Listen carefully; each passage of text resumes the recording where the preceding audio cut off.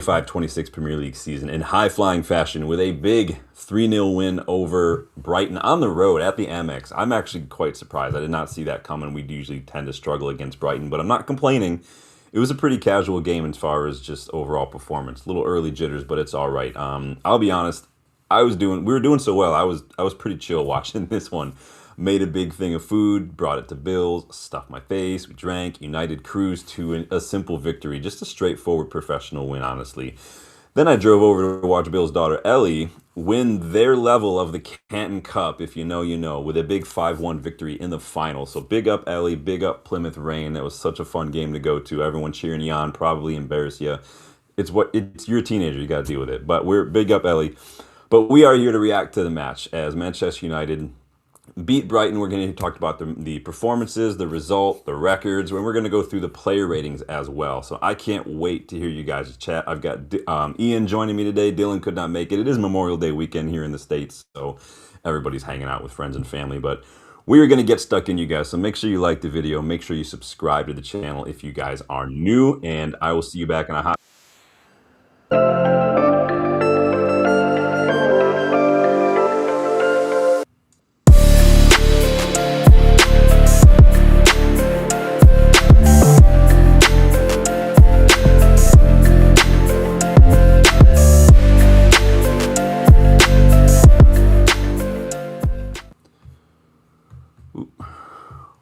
Welcome, Ian. How you doing today, my friend?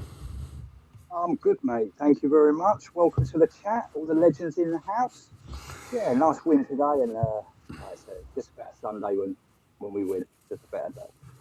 Yeah, it was a lot more straightforward and almost easy than more than I thought it was going to be. I think I'd predicted like a 2-1 or no, I predicted a 2-all in the preview. I don't remember what everyone else. A lot of people were going with like 3-1 here and there. What did you predict? Do you remember?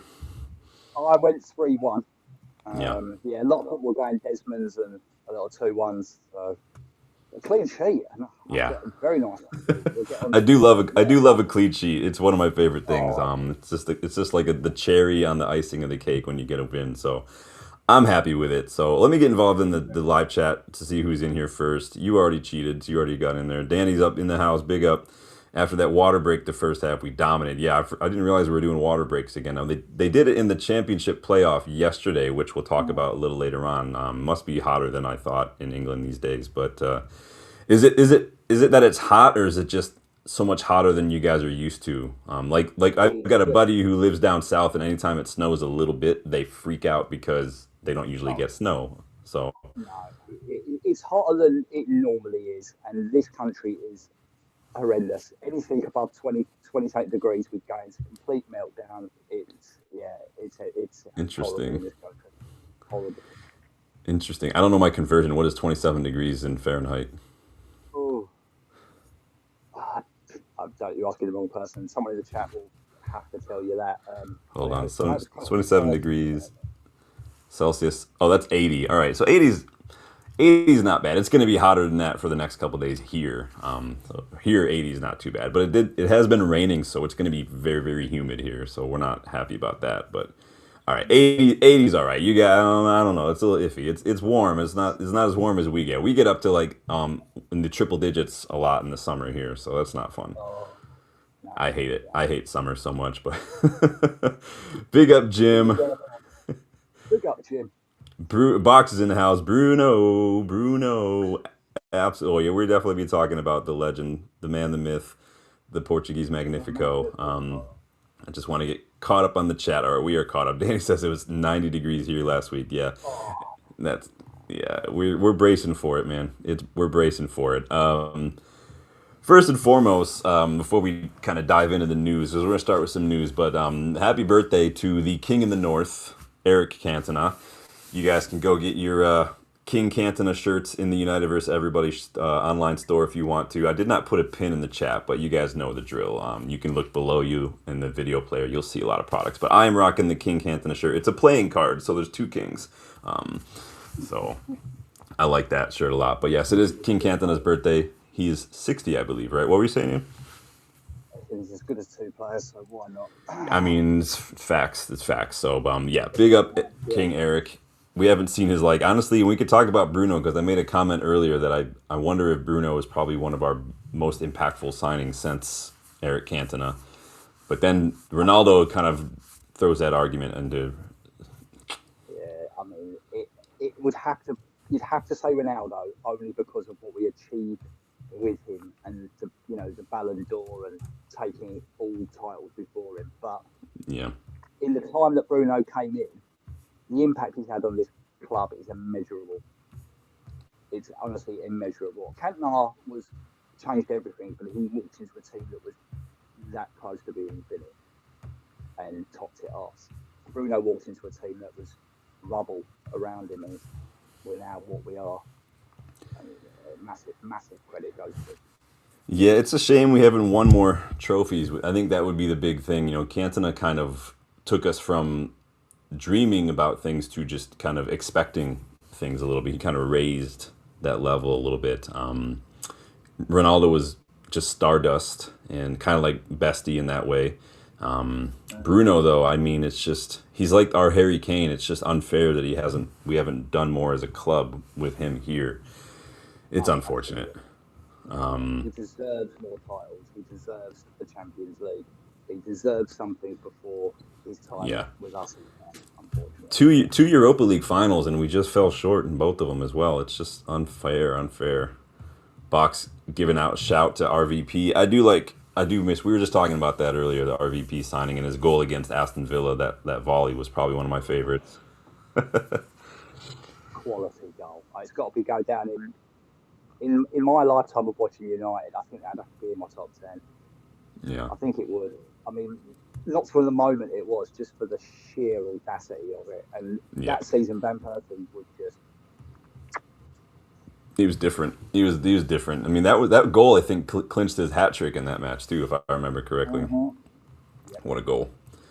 What a goal! Big up Eric. Big up King Eric. Bruno has been voted Premier League Player of the Season, by the way. So add it to the list. FWA Player of the Season, United Sir Matt Busby Player of the Year, and our Players Player of the Year. Could the PFA Player of the Year be downloading, Ian? Are we set to see that be the next announcement? I think so. Honestly, I think so. I said this to you guys the other week. I think the only person that takes it, if hell freezes over and I can't even say the name, beat PSG in the final, he might end up losing it on just the fact of rubbish, really. Something makes Declan Rice better all of a sudden because he's done that. No. Well, here's the thing, though. If you look at the list, there's 3 Arsenal players on it, and I wonder if they're going to split the voting a little bit, which would kind of allow Bruno to. I mean, if you look at some of the footage from a lot of the footballers in the Premier League this year, when they've been talking about the best player, all of them say Bruno. And it's voted on by the PFA. This is the Players Union kind of a thing. So you have to think that maybe. Now again, this isn't me bigging it up. I'm not gonna freak out if he doesn't get it. I'm just going by what I see, basically. I agree. I think the way it seems to be shaping out, it does seem to be shaping out for him to clean sweep it. And Yeah. I don't think anybody outside of trying to get one of your players from your team you support to be the winner, I don't think anyone outside can disagree with it. So yeah, it's going to be interesting. It's kind of like bittersweet. On one hand, and we could talk about this while we're camped out on Bruno for a second. Like on one hand, what do you guys make of Roy Keane's? I didn't go into Roy Keane stuff earlier in the week because honestly, I'm a little over Roy Keane and Gary Neville and Paul Scholes and Nicky Butt. I'm just over a lot of these guys, but I find myself agreeing with Roy Keane a little bit. I think mostly in the sentiment of we should be celebrating titles, not just assists. Now, on the one hand, I get where he's coming from.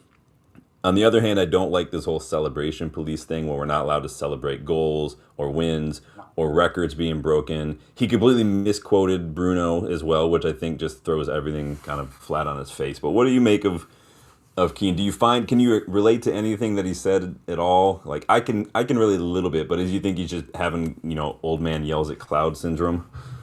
yeah, I think he's having a little bit of back in my day, Yeah, and unfortunately, uh, he will always be, in my opinion, the greatest captain the Premier League has ever seen.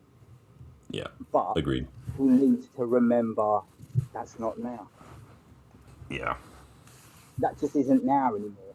And back in your day, I've seen Roy Keane with bottles of champagne tipping them down his neck on top of an open top bus. So don't give me celebrations, Roy, for starters. yeah, And two, I think we are well within our right from where we were last year to celebrate everything this season and celebrate what our player has achieved in the face of sheer adversity. And if Keane can't see that that makes him a better player and makes us a better team, then that's his fault, not ours. So don't put your old man yesterday opinions on us lot and act like it's everybody's opinion. That's what I don't like. He come out and go, I think this, but everyone else thinks that, then that's fine. But he doesn't. He tries to make out that this is the universal opinion. And I'm sorry, Roy, but you're the same as Skulls, you're the same as Nicky Butt. You're legends of footballers, but you are terrible, god awful pundits. And yeah. I'm Roy sorry, if it Keane. wasn't in your ear, I don't think you know what to say. Yeah, he strikes me as the kind of person sometimes, and this is going to come across like a judgment. It's not a judgment. I'm just going by what I've seen. Is that I feel like Roy Keane will take whatever he gets, like first impressions from a player, and that's just it for him. So first impressions from Bruno, he saw someone who's emotive, who talks to the referee, who whines a bit at the referee. I think that is for Roy Keane, just kind of that was Bruno for him, and he hasn't changed his opinion since. Unfortunately, I think to his detriment. Because I mean, I do mean to his detriment because now, as you could, if you go on social media, it just makes him look like just a bitter, like miserable guy now, and it's unfortunate that he can't just hold his hand. He did it with James Madison. I don't know why he can't hold his hands up with Bruno Fernandes. I just don't get it. It's really No. weird. Yeah, but you should understand what it means to be the captain of this football club and back in. And I don't get where Roy Keane comes from with this. He's a constant complainer Yeah, because I could show you 1,000 hours of just Roy exactly. Keane complaining to the ref. I could show you thousands of hours of Roy One of Keane my in first an friends, empty room complaining about something. The guy is yeah, just that guy. my friends for my birthday when I was a lot younger bought me a picture of him with Mike Oliver round the neck like that in a game. Yeah. So yeah, don't act like you didn't, and butter wouldn't melt, Roy, because I think if you were in the same position, you'd be like, well, why aren't we showing the respect he deserves? So yeah, Yeah. high horses, don't It's make it just like that. interesting. I think that whether it's ESPN FC, whether it's Sirius XM FC, if you guys listen to Sirius, or it's maybe the Sky Studio, or whatever. I think the punditry just needs a refresher every now and then. Maybe get some new. Bring Wayne. Maybe I don't know if you watch or listen to Wayne Rooney's podcast. I respect his opinion highly, and it's not just because he's a United legend. It's just he's just speaks sense to me. Bring him in, let him chat a little bit. But some of the people that we've got on some of these shows now, the studios, they either don't know what they're talking about, or they're just so transparently bitter and anti-United that it's just embarrassing at this point. It becomes a joke at some point, and Yeah. these stations. I've never understood how ESPN can still have Steve Nicol and what's the Oh other yeah. idiot? I can't even remember his name now because he's so irrelevant. Yeah, they don't Honestly, know what they're doing, man. there must be other people that would be willing to do that job. I mean, there must be. It just ESPN's a gigantic sports network. I mean, imagine in this country you get ESPN adverts. Imagine in Europe over there you get them every 30 seconds on it. So how they've not got anybody decent? It just bewilders me. Yeah, it's just they don't really. You can tell they don't really watch football. They're not really keeping with the modern game as much, which is where I think a lot of these opinions come from. A lot of these opinions do, like you're saying, sound like older generation kind of in my day kind of a thing. And I see it with people, like, not to put anybody down. I got friends who, like, when there's a player who's 40 yards out and on the ball in space, they just yell shoot, and I'm like, that's just not the way it goes anymore. Unfortunately, I'm not saying it's not cool, but it just doesn't happen anymore. Managers aren't like that now. As soon as we started bringing numbers into the game, those kind of situations stopped because it's a low percentage chance. But there's a fine line, I think. But Roy Keane's definitely pole vaulted over it a while ago, so I just don't get He's it. rapidly catching up to Gary Neville as, are you sure you support this football club? Yeah, Are you sure? Like, because I'd like to get you off camera. Because I'm sure off camera, I'm sure his opinion might be the same. But a lot of people go, oh, he's only saying what he's saying. That makes it even worse. yeah, he's getting Neville's kind of getting on my nerves a little bit too. And like Bach says, these guys don't even know like who these players are. Like Scholes is out here complaining about who Son Alamed is, and I'm like, ignorance is not some sort of an argument, Scholesy. Like just because you have no idea who someone is, it doesn't mean that you're right about. It's just very confusing that apparently ignorance is an argument winner for some of these former players. I don't get it. Yes, If you're a former player, it's bliss. So, zero knowledge means you win the argument. I guess I don't get it. Big up, Mike I Hill. don't know Big up. what Fergie thought of their opinions. Or would they say that if he was sitting there? So I ain't so sure. Yeah, it's strange, but big up Bruno, player of the season, and we'll see if the PFA is downloading because that would be. I'm just in it for Gooner tiers at this point. If we can get the PFA players of the year too, that would just be I'll be incredible. pumping out United treble across Gooner Network. United treble. That would be amazing. Let's talk transfer talk, guys. Make sure you've lit that like button if you haven't yet. Make sure you subscribe if you're new. We are on the road to 4K. You guys know we do a little bit of everything here, but today we're jumping into some transfer news before we dive into the match. So, talk about midfielders for a little bit here because it seems like Ederson to Manchester United is becoming a matter of when, not if these days, if some outlets are to be believed. So, Romano put this out earlier that Ederson has paused all other clubs keen on signing him to give priority to United. United in advanced talks with Atalanta, but waiting to give their final green light to proceed and close the deal. So Romano kind of basically saying that Ederson only has high, and this has shades of Mbumo and Cunha and Shesko. I think that we're seeing a little bit of a pattern here from Ineos is that they work hard behind the scenes, personal terms, and to get the player locked in, and then they kind of take their foot off the gas a little bit once they get that commitment. Yeah. But there could be some credence to this, and you let me know. I'm gonna throw this out there, and then I want to hear your thoughts on Ederson here. But because Atalanta manager Raffaele Palladino said that Ederson didn't play today because there's a concrete negotiations with a top club. So basically admitting that he's talking to a big club, and that's why he's been left out of the squad this weekend.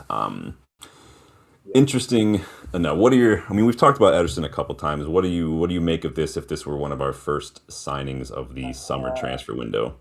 Oh, I wouldn't be very happy. And I'm not saying the first signing of the window. I'm not one of these people that the first signing has to be the biggest. That's irrelevant. It's all about timing. What I'm not happy about with this signing, if he's the one, is I just feel like it smells like we had this sign up a year ago and we just feel like we should finish it now. Yeah. And what you're saying there, I very much agree with. And I said it to you guys the other day. I think this is a case of Ineos getting their ducks in a row before we load the bullets. And I like it. And I'm not saying I like the signing of Ederson. What I like is it looks like, and I read the same thing you got there about Fabrizio, and I watched him and Flavio talking on the show last night. And he says although the negotiations are in it, he always goes, it's one of players Manchester United appreciate. Yeah. And nothing has actually happened with Atlanta at this point. So, like you're saying, we're going, right, Mateus Fernandes, Carlos Baleba, Anderson, Ederson, blah, blah, blah, blah, blah, blah, blah. Right. Check. They all want to come. Who do we want? And then it's shoot your ducks in a row. And I like that because it means when the transfer window opens, if we're ready, if we're happy, we can go. Yeah. And that is what we've got to do this year. We've got to give Carrick the best chance with the World Cup being on. But like you pointed out, hardly any of the players we're really looking at are going to the World Cup. So we shouldn't have so many problems But when it comes to the actual signing, I don't want to be down on him because if he comes, I'll support him, and I think he's an upgrade on Ugarte. I just don't think he's the right player. That's all. I've got reservations, not as many as I had on other people, but just reservations. Yeah, I think you kind of hit it on the head there because I do think, and according to Sully Talks, this could be the thing because Sully Talks reports that Ederson is going to be considered basically a squad option for United. So, like you're saying, an upgrade on Ugarte, but basically a replacement for Ugarte. A little bit more of a holder. He does venture forward a bit, but he is defensive. He does have a pass in him, but I wouldn't describe him as a playmaker. That would not be one of the terms that I would use to describe Ederson. Utility player, all-around player, midfield, European experience, so I do like that. That's a big box that I wanted to tick. But he's his defensive output as well. He isn't, like you said, he's not a line-splitting pass kind of maker. Yeah. If we want someone with, he's got good intelligence. Don't get that twisted at all. What I'm saying, but he is more of a hammer than a scalpel. Do I say? Yeah. Is that fair?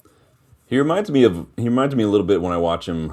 I don't want to almost like an Ander Herrera a little bit, but maybe not as quick to get about the pitch. I do think he's just one who's going to kind of be on you a lot, but also I have seen him be an outlet in like our own half, our own third when we're under pressure a little bit. He does show a bit of composure on the ball. That being said, I've said he's not my first choice, and I said it the other day. He can't be our big signing. He can't be our main center mid squad option. I don't really care that much about. I just don't want to spend more than I wouldn't spend more than 35 million or so with add-ons with him entering the final year of his contract. So I think that's the spot on price as well, Sean. I think the chat will let us know if we're not even in depth.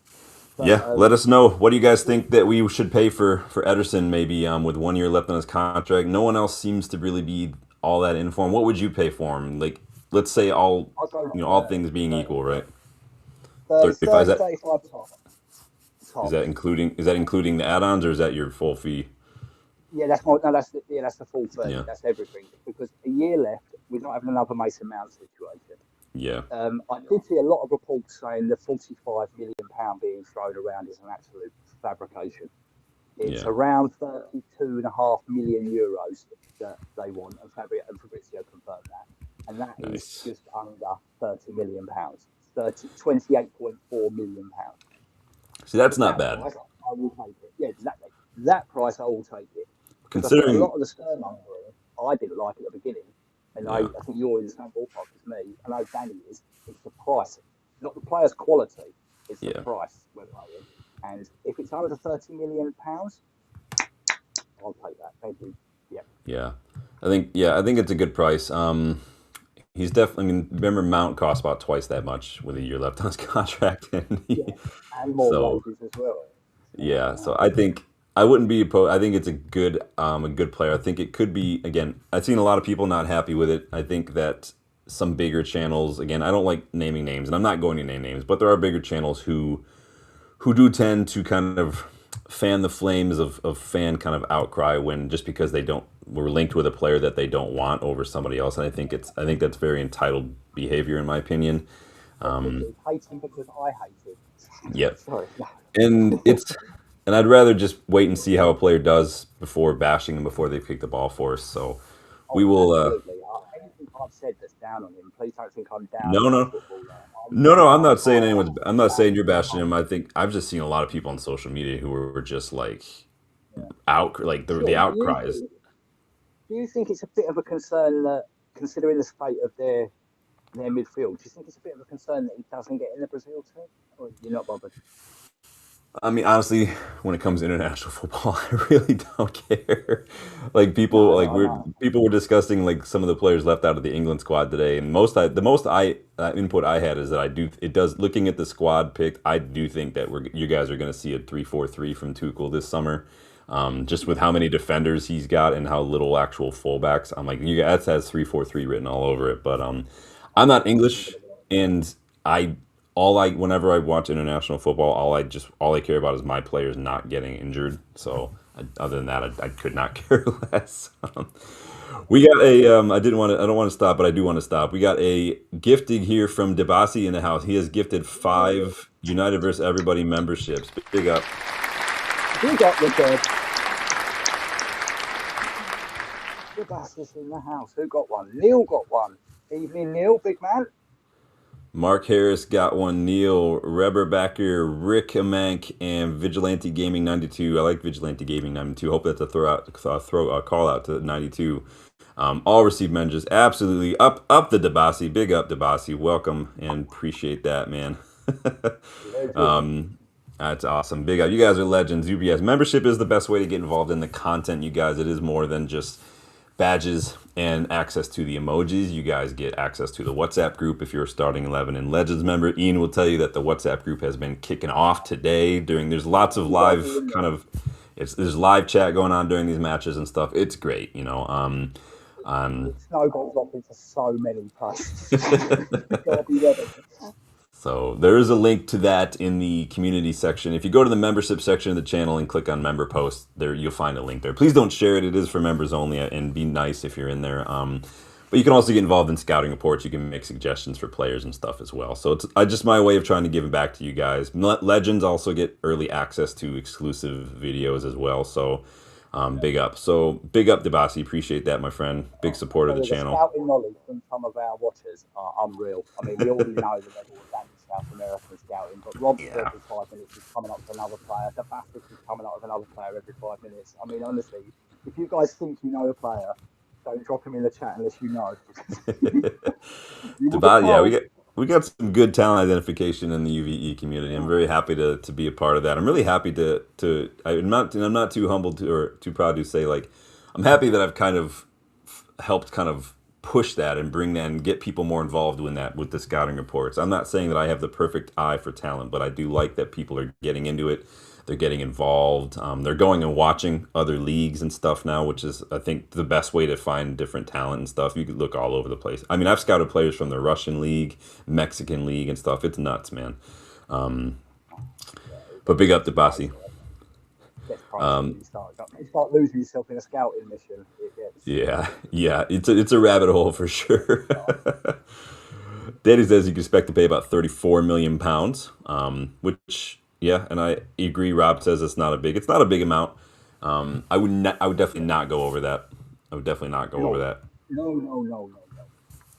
And I think the fact that there's not many other clubs in for him, because it does look like Atletico Madrid might be getting João Gomez. I think that is a big point of why I wouldn't go much. I would even go lower than that to start, because, like, listen, no one wants him. He's not signing a deal. Like, he wants to come to us. What are you gonna do? Exactly. Yeah. Why are we overpaying? He wants us. You don't want him. He doesn't want any other team. Please take a step back and go, well, yeah, you tell your boss that you want to come, and then we'll come and have another beer. I don't have a problem with that. I don't know why we go higher. When they say no to 30, right.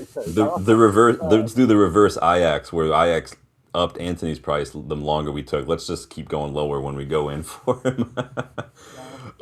Here's a question for you, Ian, and the rest of the chat. Now, we've seen some differences under Ineos and the Glazers and Woodward and whatnot when it comes to signings. Would you rather overpay for a player, but it's a player that you want, or would you rather maybe miss out on a top player and not overpay, right? Get a fair price, or maybe not get to sign the player? It's a tough one, because I'm always been if we want him or we can get him, we should get him. I think certain players definitely have limits, and certain players have valuations that I would not be willing to break. But for the right player, I would break the bank. But I don't think there's any player that I would say will buy one midfielder instead of three. No, definitely not. So, yeah. I think the scouting nerd in me knows that you can always get 2 or 3 quality players for the price of one big player. So it's always that I tend to always lean that way. My caveat is, where are you in a rebuild? If you're like right now, probably not pay. I wouldn't want to overpay. Like Harry Maguire, we overpaid for that. Wan-Bissaka, we way overpaid. Anthony, we overpaid. And like a lot of like, especially Maguire and Anthony, we haggled all summer and still ended up paying way above the odds. Like that, I don't want us to do. We should. Harry Maguire, like I love Harry Maguire. He's been great, but like under a proper structure, we would have walked away after the first couple meetings, and we would have probably gone after a different defender, and maybe got him for half the price, which is probably what you should do. Same with Anthony. That was a ridiculous transfer upon No, personally. I never get that one. I just won't get it. I don't get. There wasn't the hype. There wasn't anything. He had a good season, and it was either Ten Hag pushed that, or for some reason Murtaugh thought it was a good idea. I think Ten Hag pushed the player, but I mean Ten Hag doesn't have any say in wages or price. That's all. That's all Murtaugh at that point. And then like the fact that we waited 2 months to go get that done, like he was less than half of that in June when Ten Hag said, "Go get me this player," and then we just haggled. And so I feel a little bad for Ten Hag because at that point it's like, well, Ten Hag, sorry, we dropped his file between the couch cushions. We forgot. So either you don't get anybody because we overpay on him, or you're not going to get him and we go get other players. And I'm like, well, what kind of situation is that to put your manager in? It's just generally bad planning. When you think back of how bad we were run with some of those sort of so-called people in charge, I don't even think it was a case of overpaying. It was a case of complete inaptitude on behalf Yeah. of the people. But in the end, these are the Like, people making the most I've important got decisions at our club. I've got three aces. Who's playing? We're playing high today. I've got It's three. so poor. Box, come back next week, boss. We are doing a summer rebuild video. Ian, Dylan, and I are each going to get a budget, and we're each going to pretend to be director of football. Now, Dylan and I did this back in late January, early February, but obviously a lot has changed. We're qualified for Europe now and things like that. So we're doing another one now, and now Ian's on board, the three amigos. So we'll be doing that. So come back next week. This week for the kickabout, we will be doing relegation players. So each of us will randomly get assigned a relegation side, and then we get one player to bring to United, and then we've got to kind of make our case. So be sure to come back. What's tomorrow? Tuesday, Wednesday for that one this week, and then next week the big rebuild. So I'm not going to give any spoilers, but just come back next week for that one, box, and then you guys can get involved. A2A2A. Go ahead. It's got to be about getting involved in the whole chat when we're doing this budget. You guys have got to be pulling us, putting your own ones in there. If you don't like it, we want to know. We want reasons. So yeah, get your pens and paper, people. You guys will definitely. You guys could be the deciding factor if we get a questionable call on price or something, or maybe we will have you guys weigh in on it. So we'll. It's like playing Scrabble. You need a challenge sometimes. So. We need a quick review from comments part. Quick review. We're going to take it to the monitor. A2A2 says we must sign a center back, a left back, 3 center midfields, and a striker this summer. Interesting. We'll come back next week. We will be doing a big one. So, Gamer TV says, welcome. Gamer TV says, where would you guys say Ederson might fall short based on ability in the Prem? As we know, Italian league is slower than ours. I think maybe just the intensity. I put up a table a while back, probably 2 months ago. Someone, I think it might have been The Athletic, it might have been Opta or Squawka or something, I don't remember, but it gave a breakdown of how much time you get on the ball in each league, and the Premier League was by far the small. You get the least amount of time on the ball in the Premier League than any other league, just because of the intensity. It's like jumping from, I don't know how to describe it. You have to be steps ahead all the time. You have to move, and that's why it's and that's why it's so important to have a well-coached, well-drilled side where you can remove a lot of that thinking, if that makes sense, out of it. Where it is muscle memory, it is instinct, it is just patterns and repetition. That's why managers need time and a preseason, by the way.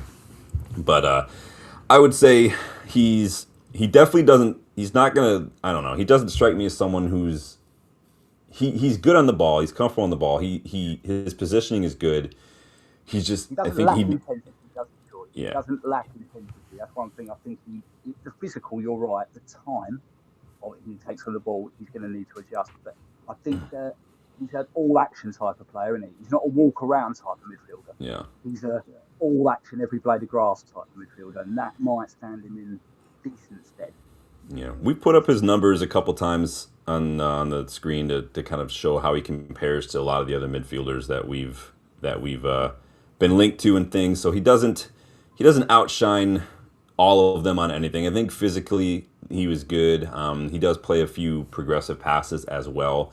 I think he was decent, probably about average for ball like carrying as well. But I think Quite high as well. One thing I did like, he doesn't give the ball away a lot, like stupid passes.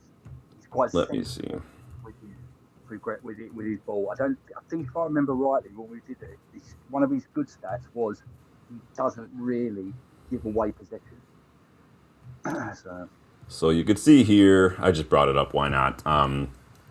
So so so it's actually ball progression that he does really well, and I had it backwards. So he's about average.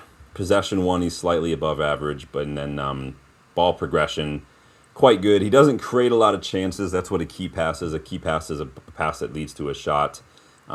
Well, he's well above average, comparatively speaking to the rest of it. But I just don't think maybe it's yeah. I don't know. There's something about it that I'm like he's definitely not my first choice, but it doesn't mean he's no, bad. Doesn't mean he's bad is by it? any metric. Is everyone a bit like me? It's not that I don't think he's a bad player, like you just said. It's almost like I don't know why I feel like it's an old Amorim signing that we're hanging on to. Yeah, And it it's also it's hard to describe. bugs me that we're letting a player go that I think would be an equally or better squad option. Yeah. And the team that he's going to don't want Ederson and want this one. It just stinks of Jao Neves and Ugarte again. To me, that's what it does a little Yeah. bit. We want that player, but we'll take that one instead. He's definitely an upgrade, like you said, on Ugarte. Then I don't think and according to Sully Talks, he doesn't really think he's going to be our kind of main thing here. Yeah, Some he's a people, some third. It's people, great. yeah, some people saying they're still having trouble hearing you. I don't know. You might not have, you might still be using your phone or your computer mic, and make sure you've got your wireless mic No, selected yeah, on the no, it's got. computer. I think so. I'm pretty sure. So, but speaking of Sully Talks, he also had an update on another midfielder that we've reportedly been pursuing, and that's West Ham midfield maestro Mateus Fernandes. According to Sully Talks, United believe Mateus Fernandes is giving them priority over other clubs following his talks with his reps, because apparently we've met with his camp here. 21-year-old is high on the short list, with Carrick and the data team rating him highly too. I know all of us big fans of Mateus Fernandes. Again, a lot of talk is that we've kind of already met with his representatives. Now, obviously, the big news today is West Ham are officially relegated. I did put a poll yesterday between Spurs and West Ham. Which team would you guys rather see relegated? And most of you picked West Ham, maybe on the basis that this would mean Mateus Fernandes would be significantly cheaper than if they had stayed in the league. Now, it's claimed, too, that United have been tracking Mateus Fernandes since last season. Personal terms will not be an issue. And any deal for Mateus Fernandes is actually independent of the Ederson. Apparently, United are open to bringing both players. So it's not one or the other. It's, Ederson and then other players as well, including Fernandes. I like Fernandes a lot. I've seen a fair few in the fan base not really liking him simply because he's been part of two relegated sides, basically. What do you make of that? I'm sorry. I don't think that makes any difference. And you could have put, if you put Messi in, try Messi in Wolves' team, do they get relegated still? Yeah. Yeah, Does it make Messi a bad player? yeah, Um, yeah, no, I don't buy into that at all. I think he's a fabulous footballer. I really can't see why we didn't get him from Southampton in the first place. But that's yeah. not He the was question he now. was a big. I was a big fan when I did my relegated players video that season. He was one of my picks. I think Yeah, he's just that good. I just think it made sense. I can't understand why. I think didn't we go for Mount instead? Brilliant. Yeah. Yeah, it was not We'll not a skip good. past that. But yeah, no, I think it'd be fantastic. I'd be so happy if we get it done. And like we were talking about before the show starts, and I'm sure the chat already have heard it. He's reportedly come out and said that we'd be the only team he'd be interested in playing for. So it's not come out and gone. You have to sell me. I'm leaving. but he's kind of said, like in Boomoo, it's United. Thanks. Over to Yeah. you. Yeah, and He's very good. I know Danny B in the chat rates him as like a Bruno Guimaraes kind of regen in that regard. But can do a little bit of everything. He gets stuck in off the ball. He's got a really good eye for a pass. His positional awareness. He can read the situation very, very, very well. So he's got really good positioning, really good football IQ. He's very young still, obviously, just 21 years old. So a lot of room to grow there, a lot of room development. Do you see him, if Ederson's not the main starter, do you see Mateus Fernandes as the main starter, or do you think they'd both kind of be, I see Mateus Fernandes as like he and Kabi fight for a spot together, or they rotate, and I see us bringing someone else in as well to work with Ederson. Yeah, I personally kind of agree with you in one way, but what I like about Mateus Fernandes is I think you just excuse me. Now you hit the nail on the head. It is what he can do all round. I Yeah. mean, Casemiro wasn't just a ball winner. He could pass. He wasn't just an intelligent footballer. He could create space. He can do a bit of everything. I'm not saying Mateus Fernandes is Casemiro regen, but if we want a player that can not only screen the back line, get around, use his energy to help Kobe, break up a tackle, win a tackle, and play a pass, I think he's the best option. I genuinely think he's the best option Yeah, for that. I think having Ederson and then Fernandes would be a good balance, because I don't know how comfortable I feel starting both Kabi and Mateus Fernandes together, being so young. I like experience on the pitch. I agree. Also, But go on, sorry, Phil. no, go ahead. I feel like it's sometimes.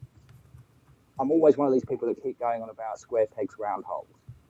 I like options, and I think Michael Carrick needs options. So many Yeah. times we've seen it where we can't break a low block, or we can't do this, or we can't do that, because the players are so suited to this way. I want a hard man in midfield. I want people who can play ball, and I want people who can change the game. And they're right, Carrick. We need hard men today, right? And you start and you start. We're going to give you a rest, or we're going to have 85, 90% of the ball today, right? Well, Kobe and you start today because we don't need that. So I think he's the best all-rounder that we're linked with, if you like.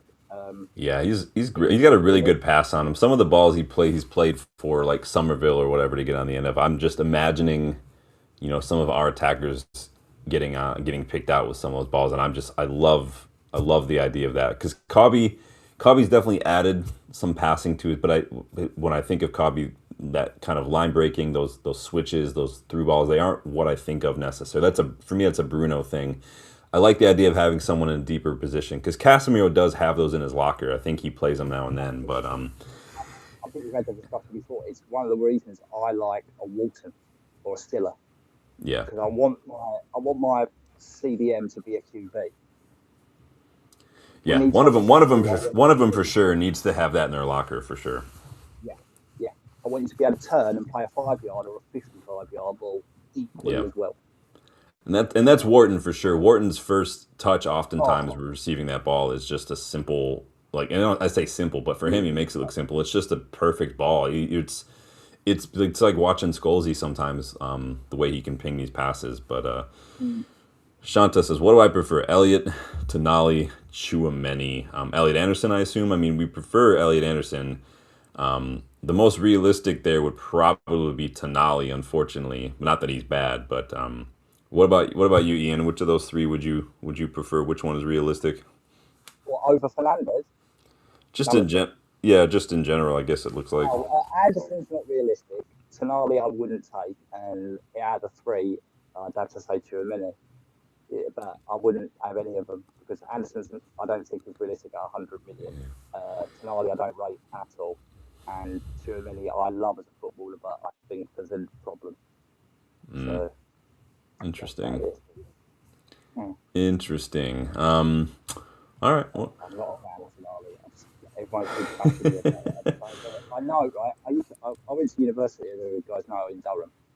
So that's right next to Newcastle. I've been to St James's Park tons of times. I spent 3 years living around Geordies, and none of the ones I know still to this day rate him.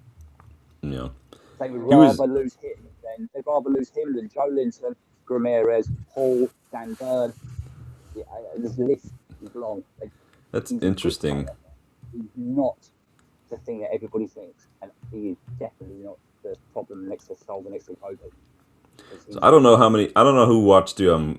So I watched a lot of Tonali when he was actually still at Brescia as a teenager, Mm-hmm. and when he was still at Brescia, he was class. Like he was absolute class. I mean, while we're talking about Tonali, I'll go ahead and put this on the screen. Mm-hmm. But yeah, I really liked him at Brescia. He had a bit of a Pirlo about him. He had a bit of a he patrolled deep. He patrolled deep. He got stuck in, but he also had a really really good pass.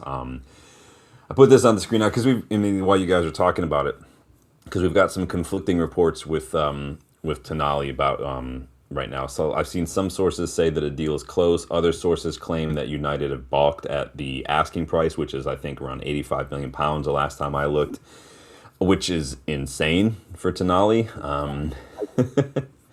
I think Newcastle are probably going to lose one or a couple of players this summer. They probably have to after how much they've spent last summer on some big names that haven't quite gotten the job done. But he wouldn't, like Ederson, Tonali wouldn't be my top choice. I don't think he's as bad as a lot of people think he is. I think I watched a couple matches in the last month or so because I don't watch a ton of Newcastle, and there are matches where I'm like, he's easily their best player on the pitch right now. Like he looks very good. He's just surrounded by subpar players, kind of like Bruno 4 years ago or so. It's just there's not really good players. When you've got Alanga or Wissa or something on the pitch, I mean, what are you supposed to do? Like, you can't really do anything. I agree. He does look a little bit better for Italy, but my big problem with him isn't as quality as a footballer. I don't think he's what we need. I Yeah, think he's overly expensive. I think there's a risk. He doesn't win anywhere near enough duels for me. yeah, But, I mean, when Joe Linton, who used to be a striker, is more important defensively for Newcastle than he is, then sorry, why?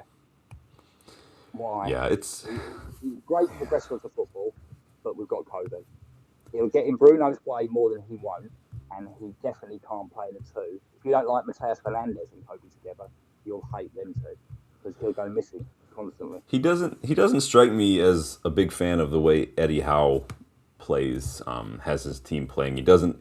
I think Tonali his mentality is a little bit more, I guess, continental European, as in it's just it's very just let's all run forward, let's just physical, and I don't think that maybe his bougie European sentiments will appreciate it. I think maybe he almost strikes me sometimes as like he thinks maybe he's a little better than the type of football that Newcastle play. And I agree with that. yeah, I agree with it completely. He's definitely got. We've got the Italian about him, isn't it? They always like yeah, it a little bit slower, a little bit more defensive, a little bit more structured, and hmm yeah, I say I don't dislike him as a footballer. It's the same as a lot of others. He's just not right for us. And at that yeah, age, they can have a very long walk. and that's Right off in Newcastle here. Goodbye. that's it's something that I urge everyone to look at when they look at transfer targets is look at the system that they're playing in versus the system that we play in, and that's it's all about tactics. You can want to sign the best player, but like under Amorim, for instance, everyone can want to sign Kvaratskhelia, but where does Kvaratskhelia play in an Amorim system? Like it just doesn't quite fit, and so he would he look as good? I don't know. No. I think What is it? I think the way I think the way Carrick has us set up in kind of that low kind of block, I think that suits Tonali a little better. That's not me saying I want Tonali. I'm just saying I think that does suit him the way he plays a little, like you're saying, maybe a little more structured, a little more defensive. But there's other players I would go for, and definitely not for 85 million pounds. That's ridiculous. Rob says he oozes class. I was waiting for it. I know he's typing away. I said I can hear it. Is Rob on a wind up? Guys, let us know in the chat. Is Rob on a Rob would take Tonali over Anderson. Really interesting? Let us know why, Rob. I'm fucking writing it now. Drew Fortis, welcome to the channel. It says like and subscribe. Yes, it's a good reminder, you guys. Make sure you've liked and subscribed, you guys. We're on the road to 4K. We are not that far away. We were pretty Thinking, close when I started pushing it again into when we were right around 3,600, and then I started pushing it again. And you guys have been on the hype train. You guys have been subscribing and liking and sharing. It's really, really helped. I appreciate that. But big up, Drew. Welcome. I'm just going to put this out there while Sean says it. The hype thing with YouTube, everyone should do it, but 3 times in a week is all you can do. It's Yeah, it's weird. They want to help channels, but they don't. They want to put like a cap on it. It's really strange. But so we've got three midfielders that we're tentatively linked to heavily this weekend: Ederson, Fernandez, and Tonali. One thing they all have in common is none of them are going to the World Cup. So they would come in immediately preseason, and they'd get right down to business, and you've got all of them. And I don't want that. I'm not saying that would be my first choice midfield rebuild. It is, to me, it is a decent rebuild in the midfield. But it all screams second choice, aside from maybe from Mateus Fernandes, which don't know how I'd feel. Now, if we're just looking at it from availability standpoint, they are three of the most gettable midfielders immediately right now. Like Anderson price for Tonali, just I can't get around that. It doesn't work like that for me. But that doesn't compute in my head. Carrick, So, speaking to Sky Sports, Carrick kind of hinted at maybe what he looks for in his midfielders. And the first thing he said is something I've said about sixes for years is you need to have composure. You've got to be able in a very high pressure, like you're facing a lot of high presses now. You're on the ball.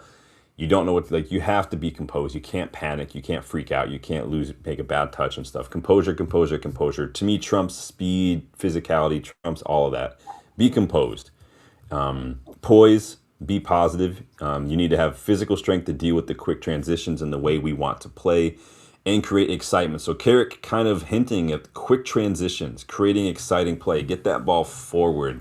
Could he be hinting a little bit does this maybe add a layer to the midfield search that we're on? I think he's definitely looking at someone who can progress the ball through the Yeah. lines. Definitely, he's looking for it. And like we were saying before, it's options. One game of Liverpool away is different options to Burnley at home. Yeah, Or, exactly. Hull at home. It's got to have it. And just because we've got 11 players that we think is the best 11, that might be the best 11 against Liverpool. It doesn't make it the best 11 against Hull. It doesn't make it the best 11 against Brentford. It just doesn't. And you've got to be able to change and at the drop of a hat without the quality dropping down. And that's what Carrick. I think you nailed it there. And he said it twice. You guys watched the Wayne Rooney interview. It's brilliant. If you haven't, it's absolutely brilliant. They're on the Carrington steps going up the new staircase, and they're just having a joke. The two lads have got on holiday, and they're joking about when 9 months ago, he said, we were sitting by the pool, him, Johnny Evans, and Cara, all their families on holiday in Barbados, and he said, I told him, and when he goes, what did I tell you? And Carrick turns around and goes, he told me I'd be the manager one day. And then he says about, what did you do? What did you change? And he said, not a lot, just the lads hanging out with the lads. And when I saw the mentality of these boys wanting to fight for each other, that's all I encourage. And that's it. It's up here. And he says to Wayne, half the battle, isn't it? And Wayne went, up here. When we walk through the door, the first thing you'll see is someone doing that. Yeah. Because the gaffer's trying to tell you, it's up here. It's brilliant. He also makes a joke about if Wayne gets bored with podcasts, there's always a spot next to him on the touchline. I'm telling you, man. We need to bring Rooney in as a striker coach for a season. Just let him get back into coaching for a bit. He can do his podcast at Carrington if he wants to. It doesn't really matter to me. Yeah, I don't care. No, it works for me. Quick transitions, like you're saying, different. And I've said it like same as you. You echoed a lot of what I've been saying for a while now. Is different players for different opposition. You want if there's going to be an opposition where maybe they have like Arsenal or Liverpool or Chelsea, even when there's space in behind, we need someone like a Wharton who, when you get the ball, will put it into space. Yep, one touch, exploit that space.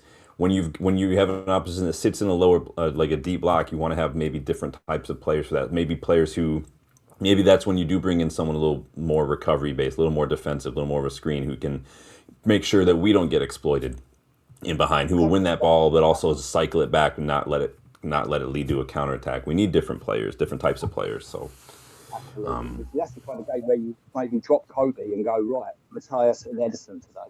And I don't want you guys over the halfway line. I don't want you anywhere near the halfway line. You screen that and you screen that only.